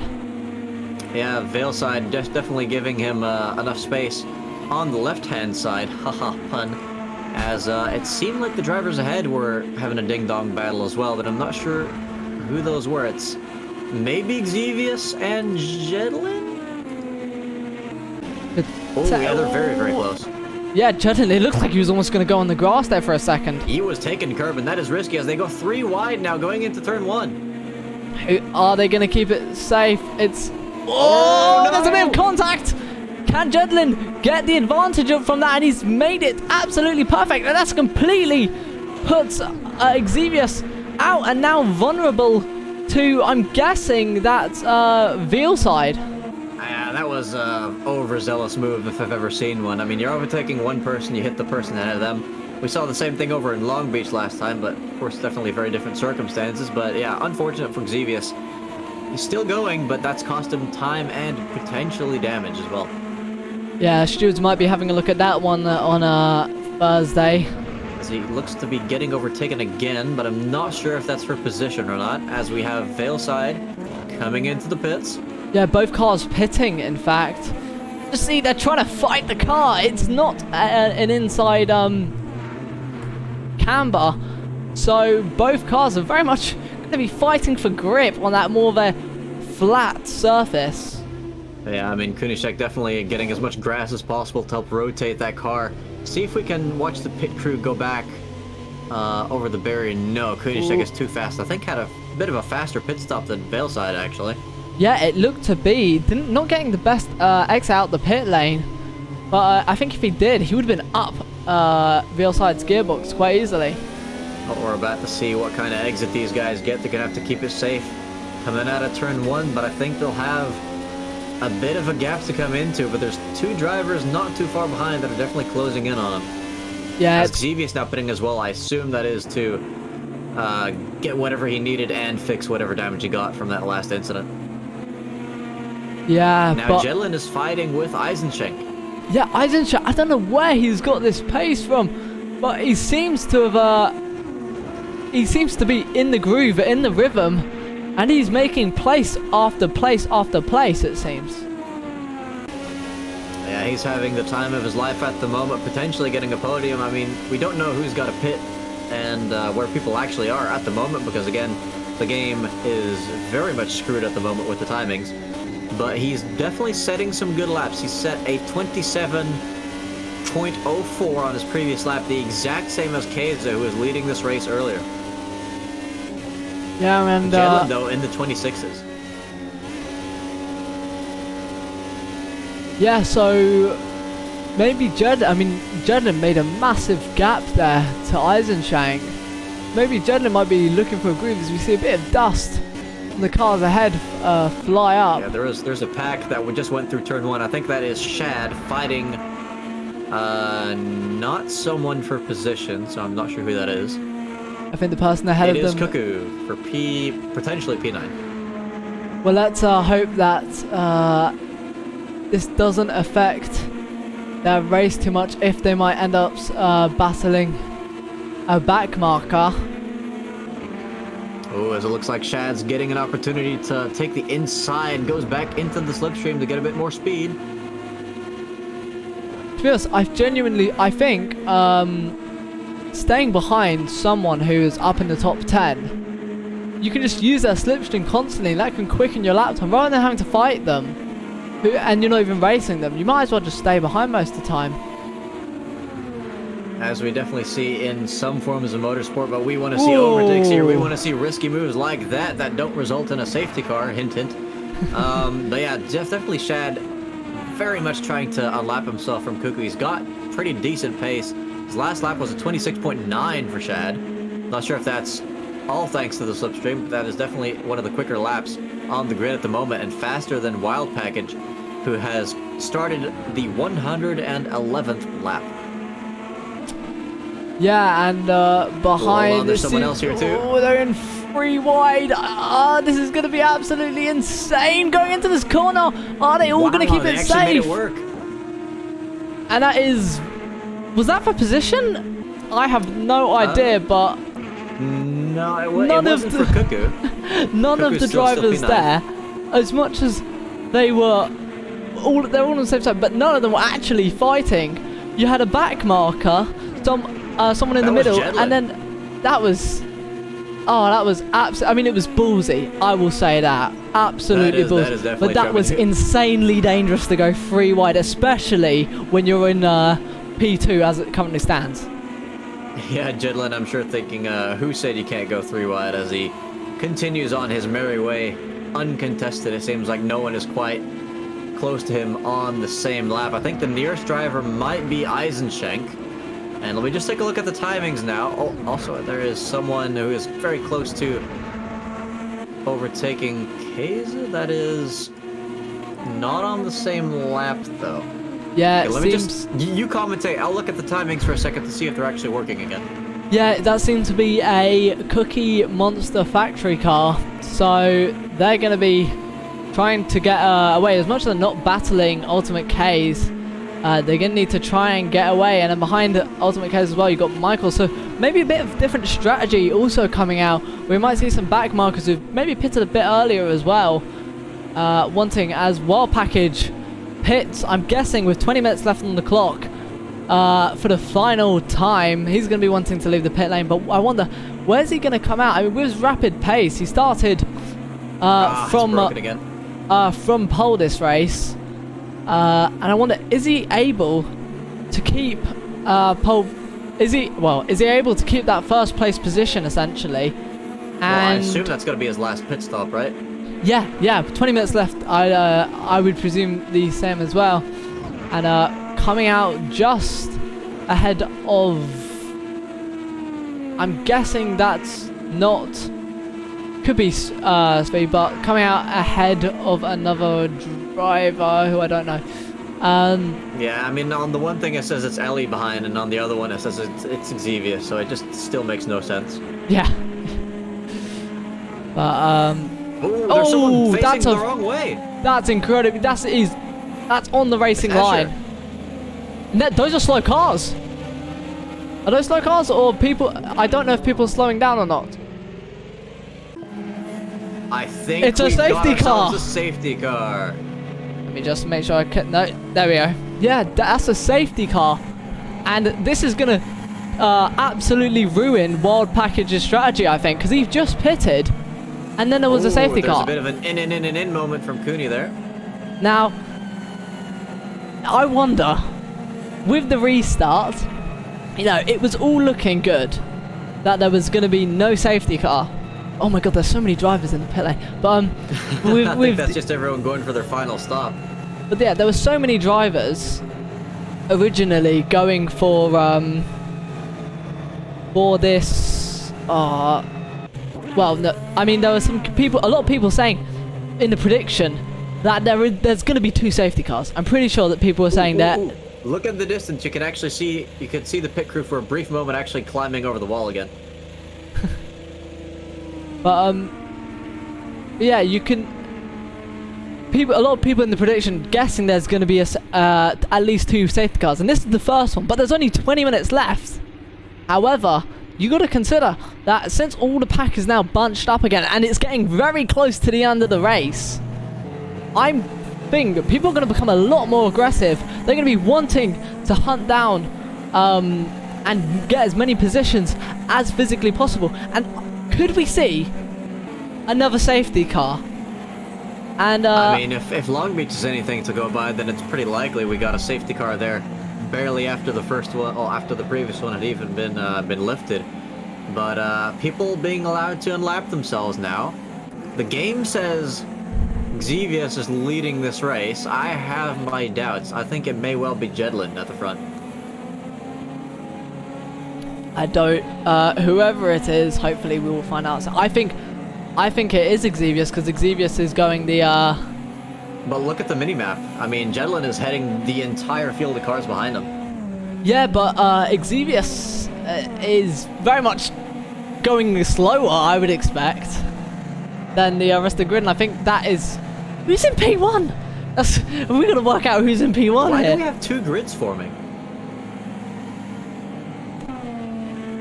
Oh, as Jedlin gets a move on and joins the rest of the pack. I think Jedlin just a bit confused maybe, and just keeping his tyres in check as we see some cars unlapping themselves to get on the start lap. Yeah, all the normal drivers being very, very slow hanging around the outside here. We're not seeing anyone else unlap themselves anymore, it seems, so I think they've put a cap on how many times you can unlap yourself. As, hold on, that driver that was unlapping themselves is in the infield now. Who is that? Yeah, I think they have added a cap. And I think... That is Kunishek. What on earth is he doing in the grass? I think he was the car that we saw unlap himself, and I think you're precise that. I think that is a cap, and I think that is because we're going to go green flag racing. Oh, wait, no! Oh, that is just neither the track nor the pit lane there. So I think all of the cars that that want to overlap, there is a small part of the track where they can. You can see right now on the map, all the people who are currently on the same lap are sticking with it, but all those cars who are not have all of a sudden been let go. Yeah, this is definitely looking like a multi-phase unlapping going on. So now practically 3/4 of the grid has recovered a lot of time. This is going to be a very, very, very big dash to the finish. And just looking at this group of cars now, I mean, I'm going to not say anything just yet, but I think this may be our top 3. Xevious, Svi, and Jedlin. Yeah, something that I do have to mention is Fendix asking what positions are people in, and to ask you, I think we've just figured it out with as what we just said, and also saying are the positions number Wang? Yes, they are. And for the final question, were there 3 cars involved? Now that's interesting because we only saw 1, didn't we? I mean, we saw one of the pink cars backward and stationary in a very dangerous spot, and then we immediately saw 1 or 2 people entering the pits as well, and I think that's around the time when we saw the safety car call, so we didn't quite catch the incident, but we did see at least 2 or 3 cars doing some suspicious movements, so it may well have been 3 people involved. And I think the timings have finally, with just 15 minutes left to go, fixed themselves. Woo! I don't see people jumping around anymore. That is absolute music. I hate this so much. I just said that after seeing it be very stable for about 2 full minutes, and no sooner than those words leaving my lips does it say Veilside is leading this race when he's in the middle of the damn pack. Well, no, for me though, it still says he's P10. So it's gone back to P10 now, but it's P11 now. I mean, P12, P13, what's it going to be next? He's still P10 for me. This is, I think, there's definitely some sort of host problem, some maybe ping issues. I mean, the drivers are reacting fine on my screen, so I think this is definitely something in the game itself rather than a server thing, but people still unlapping themselves, so I think we're getting everyone back onto the lead lap, except for maybe Michael, because he was really a lot of laps behind. Yeah, and when the restart goes, it's going to be extremely close, and I think, especially Wild Package, he's going to be on their attack, and I wouldn't be surprised if we saw him go around the outside of multiple drivers. Now, it seems like the top 3 at least is trustworthy, and also Findig just explained why the timings were not on screen earlier. If it looks like it's bad now with Veilside on my screen again supposedly being P1, it was jumping around for everyone willy-nilly, so I wasn't going to confuse people with that, just turned it off until now. Now it says Trouble has entered the pit lane, and that has magically teleported him to P2. I definitely think that's probably some of the reasons for the glitch. I think when you enter the pit lane, it definitely affects something in the game's code or maybe something, but he's going to leave, hopefully, not P1. Well, I think they're actually letting Michael fully unlap himself. He's only a minute and a half behind now, so that would be another 3 laps, I think, and then he'd be on the lead lap.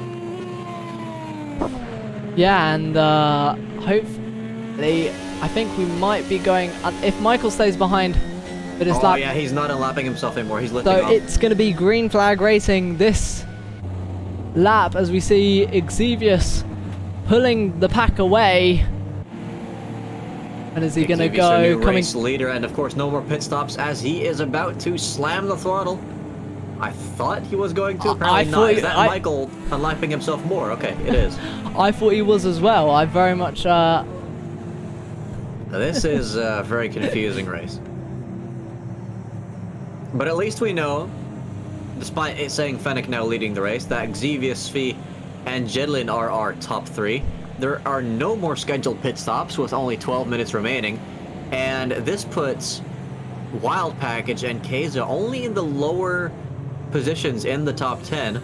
Now, ordinarily with the giant gaps that they had suffered throughout the race, that would have been impossible to recover, but they're all right behind each other now, so they may well be able to slipstream themselves back into a pretty decent position if they can avoid crashing.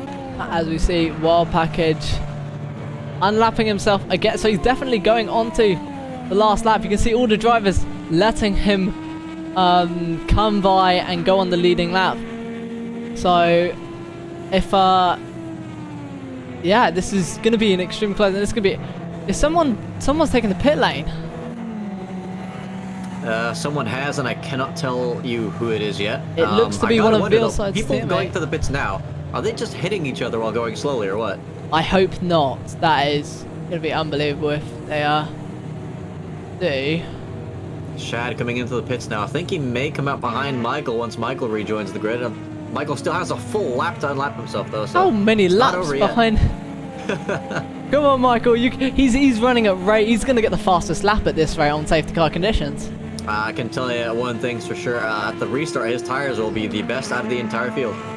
Yeah, and probably the chances are is we'll see.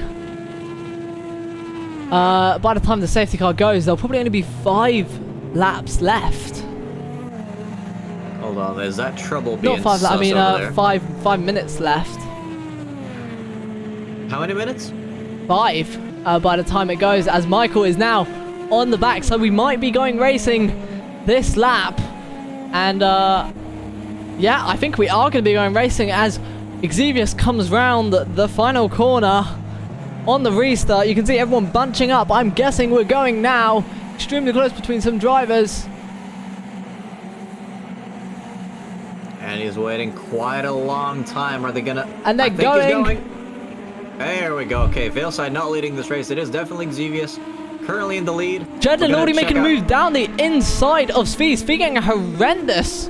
Oh, he's already moving for the lead as well. And yeah, Jedlin putting on the pressure. He wants to make those moves early. He needs to make those moves early, going down the inside of Xevious. And already we have someone from P3 up into the lead of the race in 1 lap. But Xevious isn't done. Trying around the outside. Can he stick it all the way around?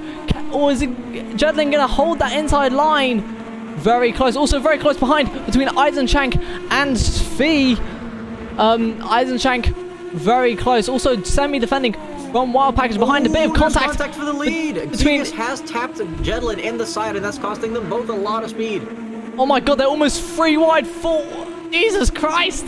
As we see all these drivers fly round, 9 minutes remaining, and they're all so close to each other. It's absolutely incredible racing here.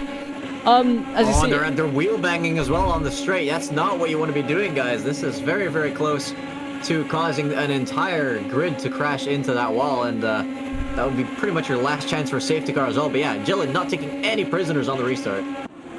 Yeah, Wild Package as well, up into P4, looking down the inside of Eisenschank. Eisenschank holding it round the outside, extremely close. So close. Jesus, that was, yeah, as you said, extremely close there. And Jedlin going defensive down the inside into the final corner. We've seen some people avoid this line. Is he going to be able to keep the lead? Ooh, Xevious around the outside. I think he might have the run coming out the corner. So we're going to see Xevious defend, and you can just see how much of a better run he's got around the outside. That's actually left him compromised to Wild Package behind. Can Jedlin use that inside line, or is Wild Package going to do his specialty of holding around the outside there? 3 wide, almost 3 wide. Oh my god! Very close between Eisenschank and Jedlin. Eisenschank maybe lifting a bit, not wanting to get caught up. Yeah. I mean, Jedlin's been had there because he had the lead, and then he had to sacrifice that outside line, and oh my goodness me, it's so tight. But then Wild Package basically kept that slipstream all to himself and overtook around the outside of turn 1. Of course, the best place for overtaking around here, and that has cost Jedlin dearly. Yeah, but you can just see how close the pack is. It looks like they're going at some points 2 by 2 by 2, and that's Ultimate K's looking down the inside. Can he hold it? Can he do anything to try and... Oh my... Very, very tight again for the lead. These guys are separated by just a couple of hairs at this point. Yeah, extremely close. And that's Wild Package looking for that inside move. A bit of contact. Xevious isn't going to be too happy about that being a bit shoved wide. And that is Wild Package into the lead. Oh my gosh. But Jedlin's not, very much not done with him, as Jedlin's going to be trying to use that slipstream to stay very close behind him, or maybe... Oh, there's contact! Oh, there's just no words for this. Now, I'm pretty sure the cutoff limit for the safety car is 5 minutes, so if I'm not mistaken, that is going to be a safety... Xevious is out! Xevious is in P16! Oh my god, this race is just... We have DNFs, we're down to 16 drivers. Is this a safe... I don't know if this... It looks like people are still racing. What? I think maybe the cutoff limit was a bit longer than I thought. I thought the cutoff limit was 5. Well, we've still got multiple people upside down. It seems no, they've managed to get right side up again. Oh, Vale side, one of the drivers as well. That is just a trash heap on the main straight now. Wild Package and Jedlin, though, still fighting for the win. This race is not over yet. Oh, yeah. We have half the grid coming into the pits. That is just tragic. Absolute scene. Oh my god. Did you just see that man just teleport onto the track quickly? I've been seeing many things that I'm not sure if I should believe today, but Jedlin definitely has a good run on Package now. Package trying to defend the middle of the track. There's people going 2 miles per hour down the inside trying to just make their way back to the pits. Ultimate Kaiser being one of them. He is in the penultimate position. Almost all the top contenders have been kicked out of this race pretty much. We just have Jedlin and Package left fighting it out for the lead. Honestly, what absolute events. Who would have guessed? Literally half the grid, only up to P7. Hold on, Eddie's in P3, guys. Can Eddie do it? Oh, I'm so interested to look for what people think after this in the interviews. Oh, look at those beautiful pad inputs within touching distance of a race victory. Only 5 minutes left. I hope I didn't crash that one, but he's being squeezed. That was extremely close. I thought there might be another crash there. I don't think we can handle another one, as we do have another DNF. I'm not sure if that's someone who's retired after going to the pits, but there are only 6 drivers, I think, maybe even 5, that are still on the lead lap after that restart. Out of 18 people that we started with. That was absolutely insane. Wow. Oh, I've no words. Absolutely no words. And I believe the bet was, would there be more than 2 safety cars, right? Since we didn't get one for that one, that does mean I've unfortunately lost about 100 in his money. But that, oh my god, I'll do that at the end. My brain's still trying to fully understand what. So not only was there a massive crash, but no safety car, and I thought I've been lied to. I thought well, maybe it was myself thinking that. That is some painful pad understeer there. Sorry to interrupt for Eddie, as yeah, just not easy to keep that car pointing the right way in the dirty air, especially when your inputs are as limited as they are. As you can see, his fist furiously moving left and right. Jedlin, though, in the lead. Yeah, Wild Package coming back, and Eddie just with that absolute slipstream, trying to make it. Could have made it 3 wide, but think special of that. I mean, at this point, with how many drivers... Another naughty squeeze! Extremely close between the top 2 there. And I think at this point, I think Eddie's playing a bit of mind games. I think he's going to try and take the leaders on one of the last laps and then try fly away. But it looks like actually he's going for it now, and they're 3 wide going into the first corner. Are they going to keep it safe? Eddie down the inside to Jedlin. Oh my! Understeer's real. Oh, has he spotted? Oh my god, he caught that. Pointing in the right direction. Oh my goodness.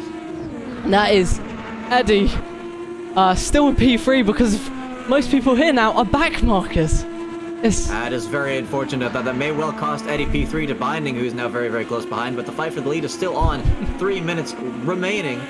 This is not going to end until the line, I don't think.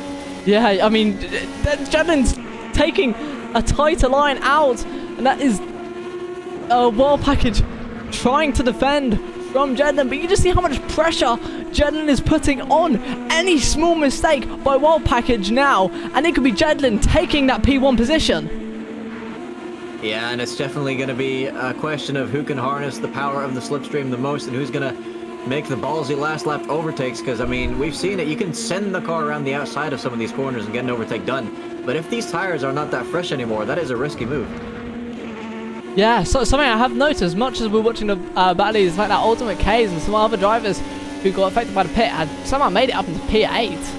I mean, when practically 3/4 of the grid has to pit, it's not too far-fetched, but definitely a good recovery drive, I'd have to say, at the very least. While it seems Ellie and Michael are fighting it out for P9, but this fight for the lead is just insanely close, so literal hundreds of a second. Incredibly close.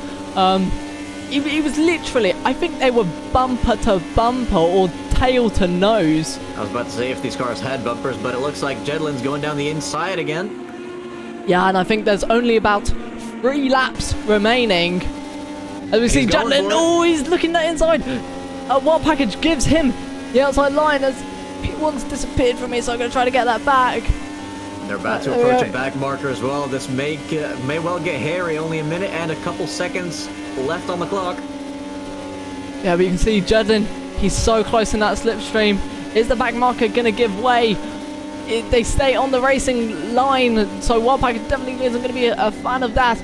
We're going into the corner, they're very close. Oh, there's contact, and Jedlin sort of pushed Wild Package wide, which allows him to get side by side with him. Not the best, but I think, yes, he decides to maybe... I thought you said push to pass wasn't legal on ovals. It isn't, as Jedlin, I think, lifted there, realizing he kind of went into the back of him. So it looks like he's staying behind, but going into the next lap, I think there's only 2 remaining, so this is the second last lap. Jedlin makes the move for P1, and is this going to be Jedlin potentially taking the lead and winning the race? But Wild Package isn't going to let that happen, as Wild Package makes it around the outside, I think, but Jedlin still got the inside, coming across the line for the final lap. It's incredibly close between these two, and on the second last lap we had Jedlin across for the lead. Jedlin moving to the left hand side very late from him, but Wild Package, his specialty has been making moves around the outside this corner, but he can't do it on Jedlin. And as they come onto the final straight, you've got Jedlin looking to defend that inside line, but isn't able to. Extremely close between the drivers, and I think Wild Package had to lift there not to kill Jedlin. I think that's going to be Jedlin across the line to win. To win essentially. This absolute... I think Wild Package summed it up amazing. Carnage of a race. That is insane. So from Wild Package leading the race, Jedlin was able to make the move on the second last lap. Oh my god, my heart is racing right now. Absolutely incredible scenes. Absolutely insane scenes. I think what happened there on the final lap was they were going side by side on the straight. Jedlin had Package on the exit, but kind of covered the inside line too late. And the thing is, you do not want to go to the leftmost side of the track when you're on an oval, because it will ruin your line into the next corner. So he tried to kind of keep it in the middle of the road, but just gave Wild Package enough space to shove that nose in there and kind of gain the right to some space. But then, not quite sure how they went into the corner that way, but Wild Package definitely having to back out there, and it seems like the winning strategy in this case was 4 stops, and actually, Shad finished P5! Yeah.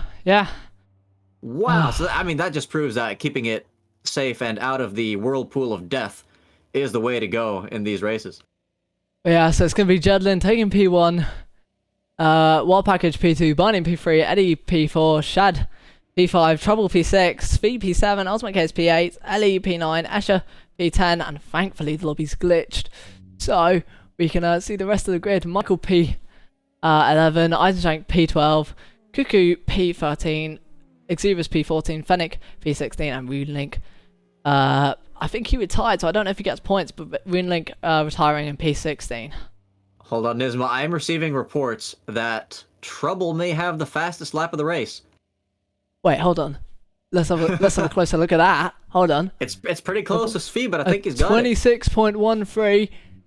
Exevis with a 26.2. I don't think I see anyone else in the ones. Yes, V. Oh my god. Yeah, Trouble with the fastest. He's done it. He's absolutely wow. What a. Yeah. I think I heard you clapping there. I'll do the same. Yeah, it's very hard while having push to talk on. You're whacking your hand against your head. No, I was clapping. I was just keeping my pinky on the button, which makes your keyboard do all sorts of things. But yeah, that was absolutely crazy finish. Let's just quickly check who is already in the ready for interview, because I'm sure some people will want to say some things after that event.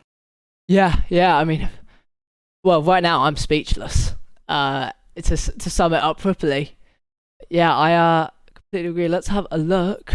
Yeah, Jedlin is in the chat, so I think we can go ahead and bring in our race winner. Yeah, let's bring in Jedlin. Jedlin, congrats on the victory, and what a finish. Holy cow. Can you hear me now? Yeah, Yes, we can hear you. Very well. I'm still shaking. That's not powerful. Tell us about that final 10-minute showdown with Wild Package. Yeah, so my whole race was pretty, maybe not very eventful, but it was solid. I found myself in very comfortable situation where after that safety car period, I was on first tires with enough fuel to finish the race. So I could push from the very beginning. And speaking of pushing, I think we saw you make a couple moves around the outside of turn 1. Do you feel like the outside or the inside line was the best one there? Well, it really depends, because I saw a few instances where drivers were overshooting the corner, approaching it too fast, and it created a fine opportunity to make a switchback overtake. And that is something we saw plenty of despite the game issues that we had, because we actually did not know who was leading the race for most of it due to some interesting glitches. But yeah, now just tell us what was going through your mind on that final lap. Final lap? Well, nobody wanted to take a victory off their hand. I knew that was possible, and White Package was a very fine driver. Was having a wonderful race throughout the whole length of it. Was before the safety car was, I think, 10 seconds ahead of everyone. I was second. And well, I can say nothing but thank you to White Package for that great battle. Yeah, and I mean, it definitely seemed clean enough. Some minor touches here and there, but I don't think... Yeah, we traded some paint, but I think we meant to. I didn't cross the line. Yeah, and speaking of crossing the line, in this case the finish line, I believe you guys were, I think you were blocking an overtake from Wild Package going into the final corner. Tell us how you managed to keep him behind there. I turned after I had pretty bad turn 2. I downshifted too much and had not having enough speed, maybe a little panicked. And but was still ahead. He was a little more speed, so I decided to block him. He went on the left, and approaching that corner had a terrible line, so had to slow down a little. So I was on the better line despite worse entry speed. That's how it looked from my perspective. Yeah, and I mean, from our perspective, it definitely looked like one of the most wild finishes we've seen in the history of this league. I'd also like to ask you, though, can you tell us what happened during that final colossal crash that took out 3/4 of the grid? Honestly, I saw not much on the rear mirror. I saw one car leaning to the left after turn 4, crashed into the wall and bounced off it and created a big one. Yeah, that's all what I saw. But I can assure you that I felt nothing. That incident appeared at least 100 meters from me. Yeah, and I mean, we saw a lot of people who'd been fighting for the lead this race getting caught up in this. So I couldn't quite remember where you were at the time of the crash, but yeah, thanks for giving Uh, us your insight on that. Nismo, do you have more questions for Jedlin? No, yeah, just what a fuck. Oh, what a way to what's a way to end it, and getting Wild Package, who it looked like he was on for an easy win, but yeah, genuinely you absolutely put it up to him and it was able to. yeah, maybe I'm wrong. No, it's everything correctly. Okay, alright, because I thought that he was on worse tires, but no, he had quite much grip. We were, I think, on different setups. I had didn't have much straight line speed compared to the other drivers. I went into high Dover's package to make a faster turn 1 and 2. Yeah.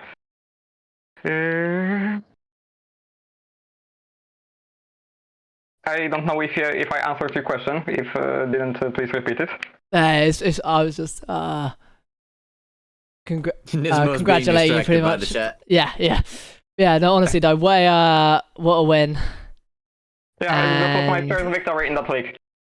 Yeah, and absolutely Yeah. congratulations on that. Can you tell us just one more question for me? How long did you prepare for this race? Honestly, I started today. I didn't put much effort to that race, much less than I did before Long Beach or Indianapolis. That's what I can tell for sure. I mean, fair enough, because of course this is one of the more complicated ovals, but it is still an oval, so I think as long as you get the setup right, the practice probably doesn't quite mean. Yeah, but on this oval you can't get setup right. If you do correct setup for turns 1 and 2, and you will suffer in 3 and 4. And Oh, really? Okay. yeah, because that's a course of asymmetrical ovals. You can see something similar in Twin Ring Montague or Darlington Raceway. Well, that is very interesting indeed, and if I ever participate in an oval race again, I'll definitely have to keep that in mind. But yeah, Jedlin, congrats again on your first MSR win. It was an absolute joy to watch that battle, especially towards the end, and I wish you much success in the... how many races do we have left this season, Ismo? That will be a final one. Laguna Seca will be the final round of the season. And are you looking forward to it? Can I greet someone? Sorry, I did not quite catch what you said there. Can I greet someone? Oh, and you great. Yeah, we can bring someone in next. Okay. I think there's still some misunderstanding. Yeah, there's that. I thought. But I wanted to say thanks and to greet a few people, a few men, so that maybe watched my endeavor. Sure. Go ahead. Oh, sorry. Yeah. Go for it. Yeah, I'm greeting the whole Sim Racing Clan PC League that I'm coming from. I'm greeting Tomahawks and J-Bach, the members of my team that couldn't participate in today's race. And I'm greeting Patrick 2001, my dear friend, a great motorsport fan and expert. All right. And that's all. I won't take you any more screen time. Thank you. That's no problem, and definitely thanks to all those people for tuning in, and I hope to see you guys supporting Jedlin in the final race this season. Jedlin, thanks for coming on, and good luck on the next one. Yeah. Have a good one. Now, I don't think we can follow up that interview with anyone other than Wild Package. He is ready for an interview. I completely agree. I've also been told that I need to put myself on that full screen, so that's gonna be a bit weird because I've created a bet. I'm also gonna do that. An ad in the chat. But let's bring in Wild Package. Wild Package. That was definitely a wild finish that you provided for us. Can you tell us a bit more about it? Wild, absolutely wild. Yeah, it's I don't know. I really want to check the replay and how it all went down. Yeah, it was intense. I don't even know what happened, but I felt there was one lap left, and I thought after I lost the position, I will be able to just get it in the next one, and then, well, it was the end. Yeah, it was a crazy race. I thought my strategy was good from the beginning up all the way up until the end, and I just pitted before the safety car, and I think I was a bit overfueled, so that's why that fight at the end was a bit like up and down, because I was struggling with getting all the braking points correct and getting the exits, and obviously we had a different setup, so we had we were exchanging our strengths and weaknesses, I think. But yeah, it was quite intense. Yeah, I mean, that's for sure. And we saw as well that a lot of people overtaking around the outside into turn one, a lot of people overtaking around the inside into the final corner. So definitely some different approaches going into each corner. We saw as well some people struggling on the straight. I don't quite think you were, but we did see you actually have quite a lengthy fight with Keza as well at the beginning of the race, and I think you guys had some contact as well. Yeah, there was some contact. I asked him if everything was fine. He was fine. I don't remember, like, did he understeer into me or he pinched me towards the exit? I think he was on the outside, right? Yeah, I think I kept my line, but I think this is just a racing incident. Yeah, I mean, it was definitely nowhere near the most dramatic thing that we've seen happen in this race. And speaking of, do you know what happened in those final 5 or 6 minutes? Because we just saw 3/4 of the grid go into the pit lane. No idea. We completely missed out on that part because it was on the other side of the track, I think, or it was just behind. So there was just a bunch of debris all over the track, and yeah, it was a minefield basically. Yeah, and just to double check as well, when you hit that kind of debris with your car, can it give you damage? Yeah, you can get a puncture. A puncture even. That is very harsh. So it's you definitely want to avoid those, and I think we were all avoiding them on the straight. Did you have to slow down for any of them? There was a moment where I was behind two, I don't know which cars, but it was, yeah, I had to change my line, I think, because I was kind of anticipating, but also I was quicker. I don't know. That's what I'm saying. Like, so many things happen in those last moments. Yeah, it was a pretty chaotic end of this race. Processing everything. You never have a time to brake because you constantly keep turning, and if you miss it, you're done. Yeah. Yeah, exactly. And I mean, we did have a few DNFs. I think most of those came after the gargantuan apocalypse that happened in the final few minutes. But yeah, generally people going into the pits, getting their repairs done. But of course, that also means that most of the people you'll see on track are probably lapped traffic. Did you have any issues with lapped cars? Oh yeah, I think there were some shady moments throughout the race, but also you don't know who you're fighting with, because in the beginning I went to the pits because I lost so much time behind Keze and I think Runling, and then I overtook them after the pits. But then you're fighting who knows who, like you have no idea who is actually fighting you. So yeah. And unfortunately, we on the stream had even less of an idea of who was fighting who, because for a big majority of the race, the timings were massively glitched out. I think it sort of returned back to normal after the last safety car for the most part, but after the first round of pit stops, the timings just made no sense anymore. Yeah, we also had issues while in the race. We had no idea who was. Oh, really? Okay, so it was actually that bad, yeah.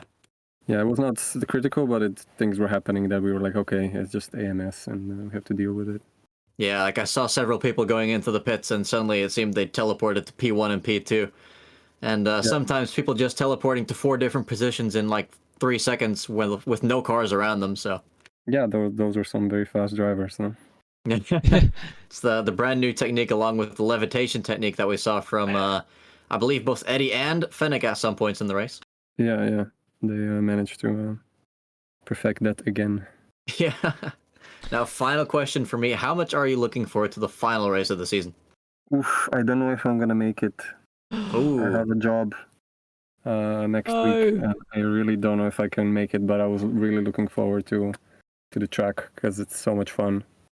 Through real life. And I see the points are close as well. Oh. So that's like that could elevate me to maybe P4 if I had a high result. But Yeah, I mean, let's keep our fingers crossed and hope that you'll be able to leave whatever it is you have to do a little early and get there in the race, even if you might not have time for practice. It's yeah. yeah. I think with your pace, it should definitely be an interesting race. Yeah, thanks. All right, Nismo, do you have any more questions for our P2 finisher? Yeah. One thing. I mean, I guess you don't really know, but I noticed that a lot of your overtakes were of course round the outside, and it seemed, especially in that first corner, you seem to have a lot more momentum and a lot more speed, especially going around the outside there. In the first corner. Yeah, in the first corner, you seem so much more rapid than anyone. Is that because, well, I guess you don't probably know, but do you think you had a bit more front downforce than some other drivers, or do you think it was just confidence in that corner, knowing the limit? I don't know. I have no idea what everyone else had because I was just practicing just a few hours before the race. So I kept adjusting my setup. So I don't know whether it's front heavy or back heavy. I had equal wear on both of the right tires. That's what I was aiming for. So I had a very balanced tire wear. But I've noticed that the first part, like the first corner, I was always slower than whoever was behind me. But then I managed to accelerate well. And then on the second, on the other side, on the longer one, I was always quicker than most people. So I think the way that I set up the car is that I have a very stable exit, I feel like. And then going into T1 was always a bit of a Hail Mary, you know? Yeah. Yeah, especially since on an oval having a braking zone doesn't sound right, does it? Yeah, but then after I pitted, I knew that like what kind of grip I have, and then I saw how when other people started lifting it, and I knew that I could just go forward and then cut through, and then yeah. So it was like confidence in the tires for sure. Yeah. Yeah. Still though, and as much as losing out to I don't Jadlin want on to those, talk about it. I don't want to talk about it. still though, an amazing race. Yeah, thanks. For you, and honestly, if you're able to come next week, it will hopefully you can perform the same and able to hold those top positions. Yeah. I mean, I'm happy that I at least have one P1. P2s are great, so it's been a great season, anyways. Yeah, and I definitely hope you're looking forward to the upcoming GT4 season as well. Yes, I am. Yeah, All until right, well, next that'll time. be. Oh, say what, Nisma? I was just saying, well, yeah, until next time. We hope to see you. Hopefully, we'll see you next week. Yes, I hope so. Good luck. We'll see. Thanks. Cheers, guys. Ciao. Have a good one. Now, we have some people streaming in there, and I want to bring in Trouble because I want to go ask him about the great big brain genius behind that fastest lap. I completely agree with you. Welcome, Trouble, our official fastest lap holder of this race. How did you do it?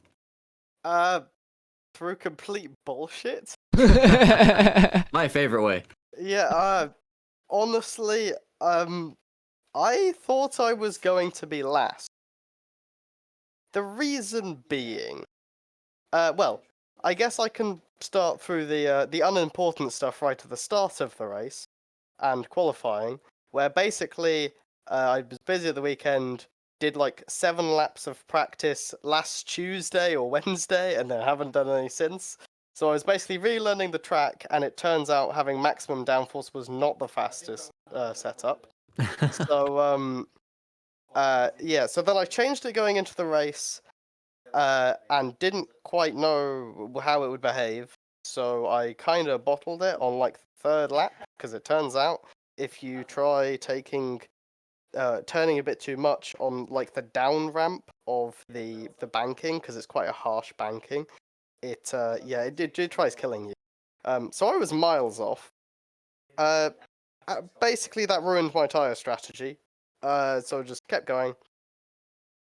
yada yada yada. In the middle of the race, I had a massive connection thing and ended up basically going into the pits just so I wouldn't be in the way. And by Wow, that connection is thing, some literally, admirable I driving lost there. about 15 seconds from like teleport lag and just game running like shit. Mhm. And then yeah, so I went into the pit just because I didn't want to be a danger to anyone. Luckily, didn't wipe anyone out. Fast forward, safety car, yada yada yada. I unlapped. My strategy was basically the tires I was already on wouldn't make it to the end of the race with decent pace, so I pitted right at the end of the safety car because I could, and turns out that was definitely a good decision. Yeah, because I mean, we saw the apocalypse happen to 3/4 of the grid there towards the end, and I assume you must have Yeah. been behind that. Tell us what you saw. No, there was something before that, which has been foreshadowed in what I've already said. The Uh, so, prophecy. so I had a good start, right? Um, or decent start. Was holding the same position, looking to overtake a few people. Coming out of the last corner, the lap before the massive incident, internet issue. I literally teleported behind, I think it was Fennec that was, oh, yeah, it was Fennec or Shad who was right behind me, as well as losing all momentum, so was overtaken by quite literally everybody, and not by a small amount. I was 3 seconds behind Michael, who I think was in last at the time. That may well have saved your skin. Well, I don't think it did, because as it was, I was already far enough behind to where, because I was basically fighting with Shad and Michael. Michael, who I noticed very nearly made it through all of the carnage. Shad, who did make it through at full speed, I might add. So I think I would have had enough time anyway to react, but this did make it very safe for me. But did cost me potentially 5th place. That being said, 5th place was to Shad, who I was generally faster than, but he's my teammate, so team standing wise, it does not make any difference. Yeah, I can't be too mad about that. Yeah, so that was freaking insane because I saw cars flying and complete carnage. You know, I got a pretty decent view of it. And yeah, it was like went from complete despair to basically being like, oh hey, it's a Sunday drive now. Nobody is within 20 seconds of me. So literally was just like sort of just making sure not to mess up and really, really clean from there. If I'd been a bit closer to Shad, I might have trying to get the position, but yeah, it was not worth it at that point. Oh, so we And just have, yeah. hold on, we just have word in from Shad now, and I think this explains why you were faster than him. As you mentioned that you had started out on maximum wings and then decided against that, and he was actually running the entire race off max wings. Yeah, I was still already on 2 high wings. People were easily getting past me in the straights, and also because the last corner was flat out pretty much. I think being just slightly lower than I was would have helped overall. But and the other thing with my setup was that because I'd only tried it beforehand on max tires, it was pretty decent when on new tires. Hence, when I got the fastest lap, it was because I just sent it into the first corner with the extra downforce. Got a really good run, and then just held all of the speed with a little bit of slipstream going round. I think I gained on whoever it was ahead of me by probably about half a lap on that one. Half a second, not half a lap on that one That is lap. wild. Wow. So that was just full send. But yeah, it was not very good at all on worn tires, because I was speaking with some of the others, like Cuckoo, who was saying that in the first corner they never had to go down to third. There was a couple of times when I did have to go down to third if my tires got bad enough because it was just got really understeery. Makes sense. But yeah, that's basically what happens when you don't try any long runs on a setup and lack of practice in general. So But yeah, I guess my main question is, in a did you nutshell. use qualifying as a practice session again? Well, effectively yes, because I Shabo.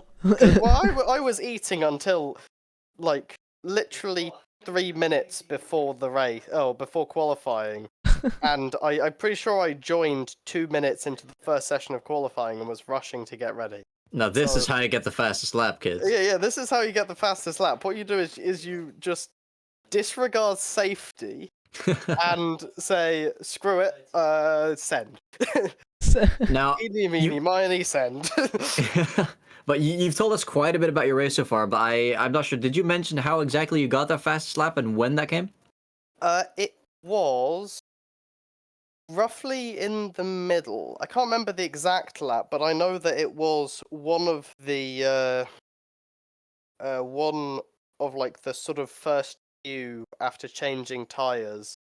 I want to say it was between like lap, or not lap 30 40, but like between 30 to 40 minutes, sort of. So like that was right in the completely middle on of the merit then. race. Yes, but the other thing was that I did come out. Can't remember who it was that I came right behind. It might have been Kaiser. I don't remember. There was once I came out behind Kaiser, once I came out behind Wild Package, and yeah, it was one of those two, but I can't remember exactly which one. Both of those were in the middle. So Now, I just want to ask I you another think it was question the Kaiser about. one though. But yeah, what were you gonna say? Sorry. Yeah, I just want to ask you another question about that safety car restart. I've heard from multiple people now that you guys didn't really know who was in what position, and it was the same for us. So, do you know how they managed to determine the correct grid order for the restart? Yeah. So it was just using the leading lap. Because what made it confusing is that when you go into the pits, it kind of messes up the sort of order on the timing sheets. Puts you to P1, right? Yeah, If it I'm does not mistaken. sometimes. It does really funky things. So basically, because beforehand we knew that I think it was Wild Package or Jedlin was in the lead at that point, we just said, right, you were the start, then basically just slow down who's behind you, and then when they went into the pits, it was just whoever was in front then. Which There ended was up being Xavius and Spig. yes, Ah, it that ended up being explains the Xavius and two. Spee, because effectively, I don't know if they pitted later or if they just didn't pit. But yeah, it was originally World Package and Jedlin that were in the lead, but they pitted. That explains the two safety car queues. Yes, it was very confusing because it started as one. People went into the pits, and it basically sort of like the one that was existing before the pits won, and then when Jedlin or whoever it was that was in the lead came out of the pits again, it was other people lining up behind them for a second time. So that was when that was caused by the safety car, or Well, not the safety car, the pitting. For the whole grid being a bit glitched and the timing's being glitched, they did a very good job about it. I'll say that. Yeah, I was surprised actually how well the just using who went onto the like the new lap first worked, because I mean I knew exactly where I was with relation to everyone, but that's because there was nobody near me, so it made it very easy for me. But yeah, for some of them it did seem very confusing. There was also Cooney like going and basically trying to unlap and accidentally overtaking everyone. Oh yeah, we caught that. Although that was because somebody, I can't remember who it is that activates the chat messages for unlapping. Whichever steward it was that does that, accidentally pressed that early, and Cooney not being in VC just listened to that. Oh, wow. It took us a bit to realise and then say, "Hey, Cooney, you need to go back." Yada yada yada. So that's why Cooney was in the grass, yeah. Kaiser in VC said sorry, but that's going to be a penalty, and then we What? realised he wasn't in VC, and actually, at that point, it's like, well, he couldn't tell that you were saying not to anyway, and it wasn't written in chat. Yeah. So, I don't. At least I hope nothing happens there, because that seems a bit unfair. Yeah, that would be a little on the harsh end, but seeing as you're mentioning VC, and you were definitely in it, I want to ask you, what were the scenes in VC when all hell broke loose at the end of the race? A lot of surprise, oh shit, and general despair. Because it was, I had or I think it was Mia showed me like the replay of how it happened, and it was really not a big incident, but effectively, those two, I think it was, I can't remember exactly who it was, but two of them crashed just into the outside wall. I Some people basically avoided, cut across the track, sent each other onto the inside wall, and then it just became people pinging across the track sideways, and that was what took out so many people. So you're saying There was the as track. much sideways as forwards. So you're saying the track turned from Baby Park into Waluigi Pinball? Yes. Yeah, it basically, if you'd looked down on it vertically, it would have looked like Plinko. Well, we're laughing at it now, but I'm sure the drivers at the time would have a very different thing to say about that. And it's unfortunate that it happened, but it definitely gave us quite a wild ending to a otherwise very confusing race. Yeah. In the end, very good for my team though, because although it took out Valeside, who was consistently the fastest on our team this, well, I was going to say weekend, but actually it's just this evening. It's not an F1 race. But yeah, this evening, basically Shad got out really well, so he got 5th, and I got out well, so I got 6th. So Ooh, yeah, our team actually, did very well. We've actually managed to go from effectively last, if you ignore the basically only half existing Brabham team, to not at like being, I think it's 3 points ahead of the team we overtook, which is, if I can find that. Oh yeah, we overtook the Cookie Factory Sim Racing. Ah, yes. congratulations on that one. I'm also just checking the results, and it seems like Valeside actually completely DNF'd. Do you know if his car just gave up, or? It may well have. I do know that 2 or 3 people lost wheels in the final incident. I saw a clip of one of the pink cars losing both rear wheels, as far as I know. So, I probably, very Jesus. probably. No wonder we saw those two retire. So I just noticed Double in the ready for interview. Oh, okay, that's weird. He's not even in this league. Yeah, no. I guess he's just there to chat. But yeah, I'm kind of surprised that our team isn't in last, because we've had so many DNFs or DNSs. Yeah, yeah. Maybe the real points you scored were the friends you made along the way. No, don't make this about friendship. Okay. Yes, but we did also increase our points by like 1.7 times, so it's also the points that we scored. All right. Well, leaving it on that positive note, thank you, Trouble, for coming on, and I hope Thanks you for can. having me. I hope you can smile just as much after the final race of the season at Laguna Seca. Yeah, I hope so. I'm looking forward to it. All right. Have a good one. Yeah, thank you very much. See you next. Cheers. Now, we have a seems choice. like Cookie's streaming again. Now we have a choice. We can either bring in the duo, as always. You know, the Biney and Cuckoo weekly special, or we can bring in Michael. I think we should go ahead with Michael and leave the duo as our grand finale. The grand finale. Okay, let's bring him in. Hello there, Michael. You ended up finishing P11 in an otherwise fairly difficult race. That's definitely not the worst possible result. Tell us how you experienced that event tonight. Yeah, hello guys. Yeah, was a hard race. I crashed a couple of times a little bit, and I was at the safety car at the end. I think I was like 8 laps behind, and I had to do the unlapping, and then but in the last corner we went 3 wide. I thought I was pretty much through, and then Eddie touches a little bit with binding and sliding along the wall. I mean, they were battling for 3rd position. So yeah, it was a little bit a bad feeling for myself. Them. Yeah, are you currently talking about the giant crash at like 5 or 6 minutes from the end? No. Ooh, so Just, there was another incident. Okay.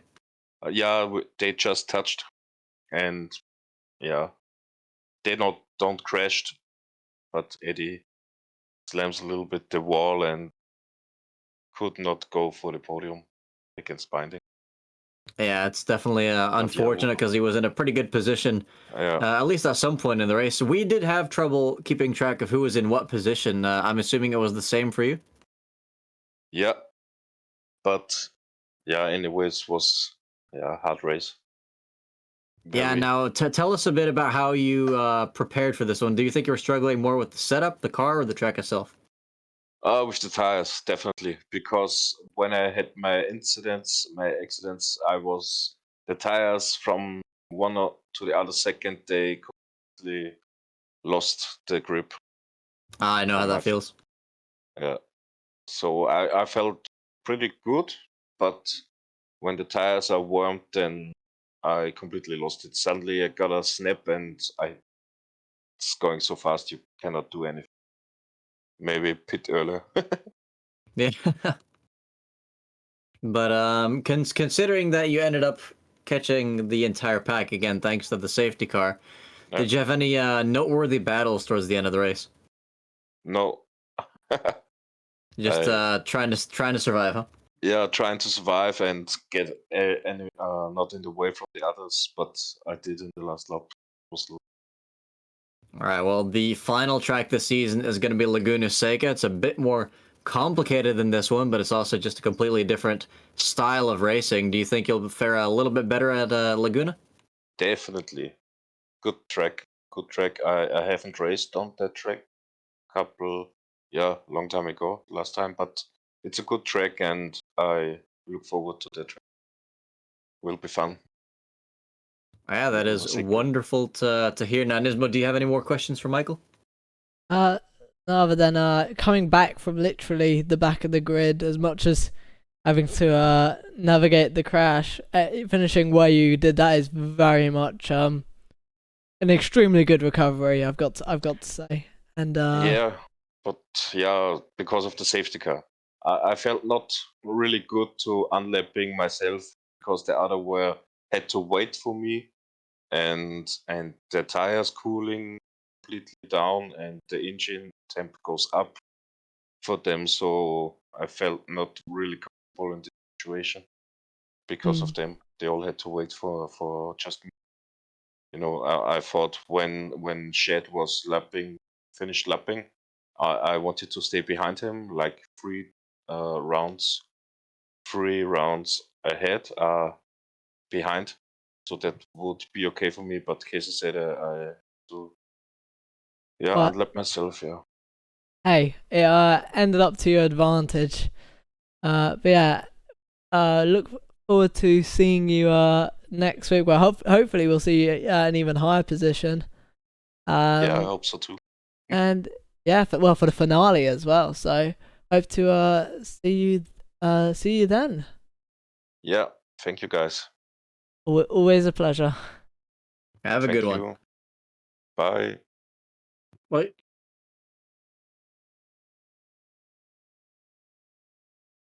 Okay, let's.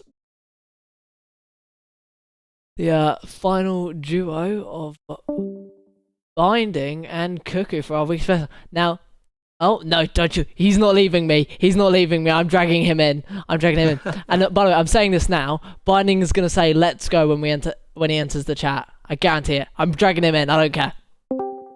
Oh god, no! Where do you think you're going? I was going to yell at someone who got yoinked into the race league chat. Oh, it's us. We're Hello. here again. Congrats on that podium, Binding. The weekly special. Absolutely mega drive from Binding there. Just oh man. Oh, that's right. I'm gonna Fortnite dance all over Eddie's corpse. It's a bit of it's a bit of recompense for being killed in that massive incident at the end. Right at the end, Binding managed to sneak through and do it. Absolutely dunked on the poor man. Yeah, tell us about what happened in that incident. Okay, let's see here. Michael, when me and Eddie made a little tootsie wootsy into turn one, trying to. Are you talking about you getting on the podium or the big incident that killed me? I'm talking about the podium because I'm clearly more important. Okay, what was I saying? I've completely forgotten. Right, Michael summoned the force of God and anime to come alongside us to free wide coming into the last corner. According to Michael, he thought he was ahead, like completely ahead. He was not actually ahead, according to the narrator and me. I don't know why I said narrator, but it was the first thing that came to mind. Anyways, I was turning pretty hard, but I held my line. Eddie did not do that, and he turned right into me. Oh. And that's not me saying that in some sort of weird thing. He said that himself. He said that he turned into me. Like, if you look in the league chat, he says that. And that little tap, it didn't affect me, but he went into the wall. Yeah. And that's how I ended up in third, through sheer fucking violence, apparently. Binding True. woke up today and chose violence. Correct. I actually shut the fuck up, Jim. I'm not talking to you now. Drive though for you, Binding. I mean, he was absolutely screaming after my strategy panned out, and I ended up ahead of him at the safety car. I was so upset. He was really upset. I managed to do one fewer pit stop than him. We did the pit stops under the safety car, and I ended up in front of him because he'd just done a pit stop, and then he did another one under the safety car, so he ended up behind me. Did I? No, I didn't. I think you did, yeah. No, I didn't. You did a bit. I did a pit stop before the safety car, but you did a pit stop. You were gonna pit again at 10 minutes, but the safety car had come. Oh, yeah, I was gonna pit again, but then I didn't. So that's what I mean. Is you did one extra pit stop compared to me because I hadn't done my pit stop at that point. You see what she's saying? You would have had to do. You were gonna have to do two. She's flexing on my very soul, and in karma, yeah, for her flexing on my existence, she got fucking murdered. I qualified quite badly. And it went really well in the race. I was just slowly making my way up the grid. I was in 8th or something, and then I overtook you. Eisenschenk, and everything went wrong. Absolutely, Eisenschenk slapped it into the side of Xevious and kicked off that whole incident. Did you guys see that? Veilside flew across the track after getting collected, and then me and Kunisek ended up collecting him. We did catch the almighty Armageddon there at about 6 minutes from the end, and so frustrating. We were surprised that there wasn't a safety car. Do you guys know when the cutoff time was? 10 minutes. It was 10 minutes. I thought it was 5. No, it was 10 minutes for this. I remember people were like, "Oh, we should get a safety car." Wait, no, we can't. Oh no. I'm really annoyed because it was such a good race until that point. But I'm just glad Binding managed to sneak through it untouched, really, because obviously he made it to the podium. My body mega finish. Over me. I literally told you as the safety car was coming in, not to be upset or anything, because anything can happen. Anything can happen in the final 10 minutes, and everything did happen in the final 10 minutes, apparently. You clearly predicted it. Fucking murdered. We should make you guys the commentators the way you commentate cursed that race. Honestly, though, I feel like it'd be pretty funny. I really did. I would love to commentate one day, just for like one race. It'd be funny. Yeah, maybe for the April Fool stream. Moral support, and then just I cursed myself, apparently. Yeah, Cuckoo, can you tell us which car you crashed into during the big mayhem? So it all kicked off after Veilside got collected. It looks in the replay like he didn't hold his brakes, so he ended up going across the entire track, straight into the path of me and Kunisek. Kunisek smashes into him, and then I smash into the back of Kunisek because I couldn't slow down in time, and then that's why Kunisek DNF'd, because he lost both his rear tyres in that. Oh, so that was your doing. On a technicality, I suppose, but I think if Veilside held his brakes, we probably may have just snuck past. We were properly hard over on the left there. We couldn't have gone any further over. Kaku, just letting you know, I'm sending pictures of the livery. And then just kaboom, really. Yeah. I'm just glad Binding got through it. I was literally saying it's like the beginning of Cars or whatever. He's just cutting through all the carnage. Mm. Yeah. Yeah, basically. And then I don't know what happened to my car after that big crash. It just turned into a canal boat, so I couldn't even defend my position from Eisenschenk.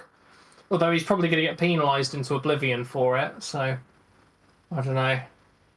Yeah, it's definitely unfortunate because we saw him have a pretty good race up until that point, I think. Yeah, I was having a good race until then. Like I said, I'd made up like 6 to 8 places on my qualifying, just slowly snuck through the field, and then was in a really good position heading into that final 5 minutes. And then she wasn't. And then no, we're going to have a big accident. But yeah, like I said, Binding got through, made it count. So Yeah, speaking of Binding, you actually have the exact same fastest lap as Eddie. How do you feel about that?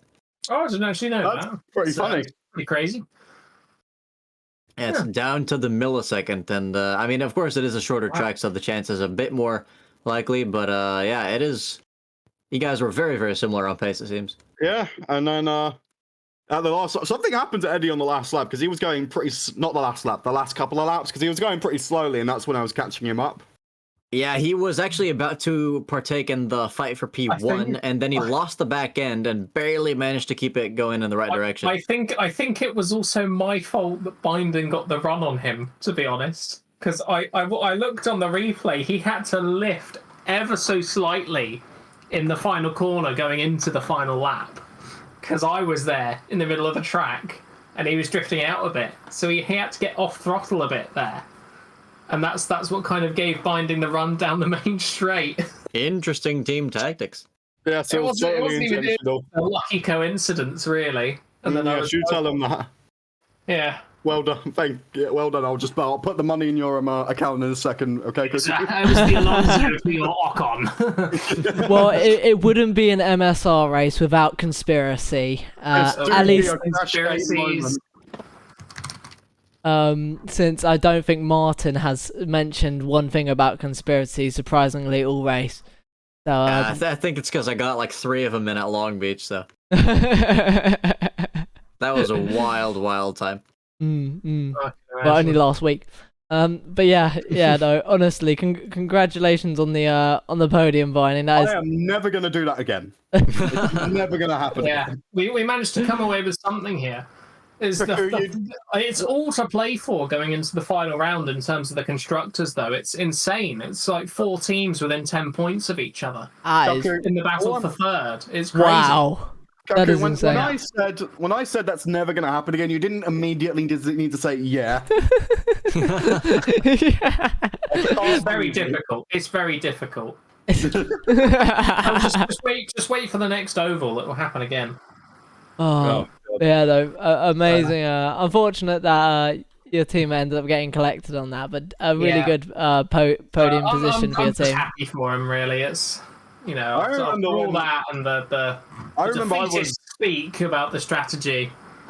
I remember I'm immediately proved right, and he gets a podium. I remember when she got her first win, and I was just like trying my best to be happy, and I was just so upset because it was the last oval. You were right? very angry. I mean, you were very angry. The pre-season oval, because I got fucking murdered. Was that the first interview between that then as well? I think because I know guys weren't here round 1, but I think round 2 because I remember Binding being upset and you being really happy. Yeah. That'll probably be it. Oh god, this is true. I was pretty happy, but obviously it doesn't mean as much to me if it's not scored. So it was nice to get my first scored podium as well this season. I mean, obviously the Guna Sake is still to go, but I don't think I'm going to win that. So this is a threat. I'm still in the hunt for trying to get my first scored win. But yeah, maiden podiums for the 2 of us this season. So that's crazy. Yeah, it's definitely some nice highs for your team and some big lows as well with some of the crashes that you couldn't really do anything about, but we definitely hope to see guys. The last 2 rounds have not been kind to me. Yeah, well, I'd say you've got a good amount of time to practice for the final race of the season. It's a bit more of a tricky track. All to play for into Laguna Seca, which I like. I like that track. I've not driven these cars around it, but I like the track. So I'm hoping I'm going to be able to do something. You guys know I didn't practice until today for this race, right? That seems to be. I'm even more hurt now. I mean, you should have seen Trouble. He got the fastest lap of the race, and he was eating and just joined qualifying late. Jesus. Okay, fair enough. Seems to be the strategy these days. Yeah, honestly though. What else are you guys going to come up with? We look forward to seeing you guys for the next race. Well, we'll probably get the last one. But are you guys teamed up for the GT4 League, or are you guys in? Yes, we are. Yeah. We're in Fucking different cars awesome. because Sorry. She's in one of the BOP cars, and I'm. Yeah, I got bopped after my performance the last 2 seasons. So just to make sure, then that does mean that the weekly Binding and Cuckoo can continue to next league. At this point, we should just start a podcast together. Honestly, yeah. I should just change the name of the stream right now to the I don't know what the name of the podcast. What's a good name for a podcast? The Moisty Boys Mr. Super Supreme. Speedway podcast. The Moisty Supreme. Did you say? The Moisty Supreme.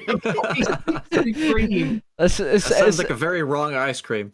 That's something you order at one of those dodgy places. Sounds like an interesting I'm a Moisty position. Supreme.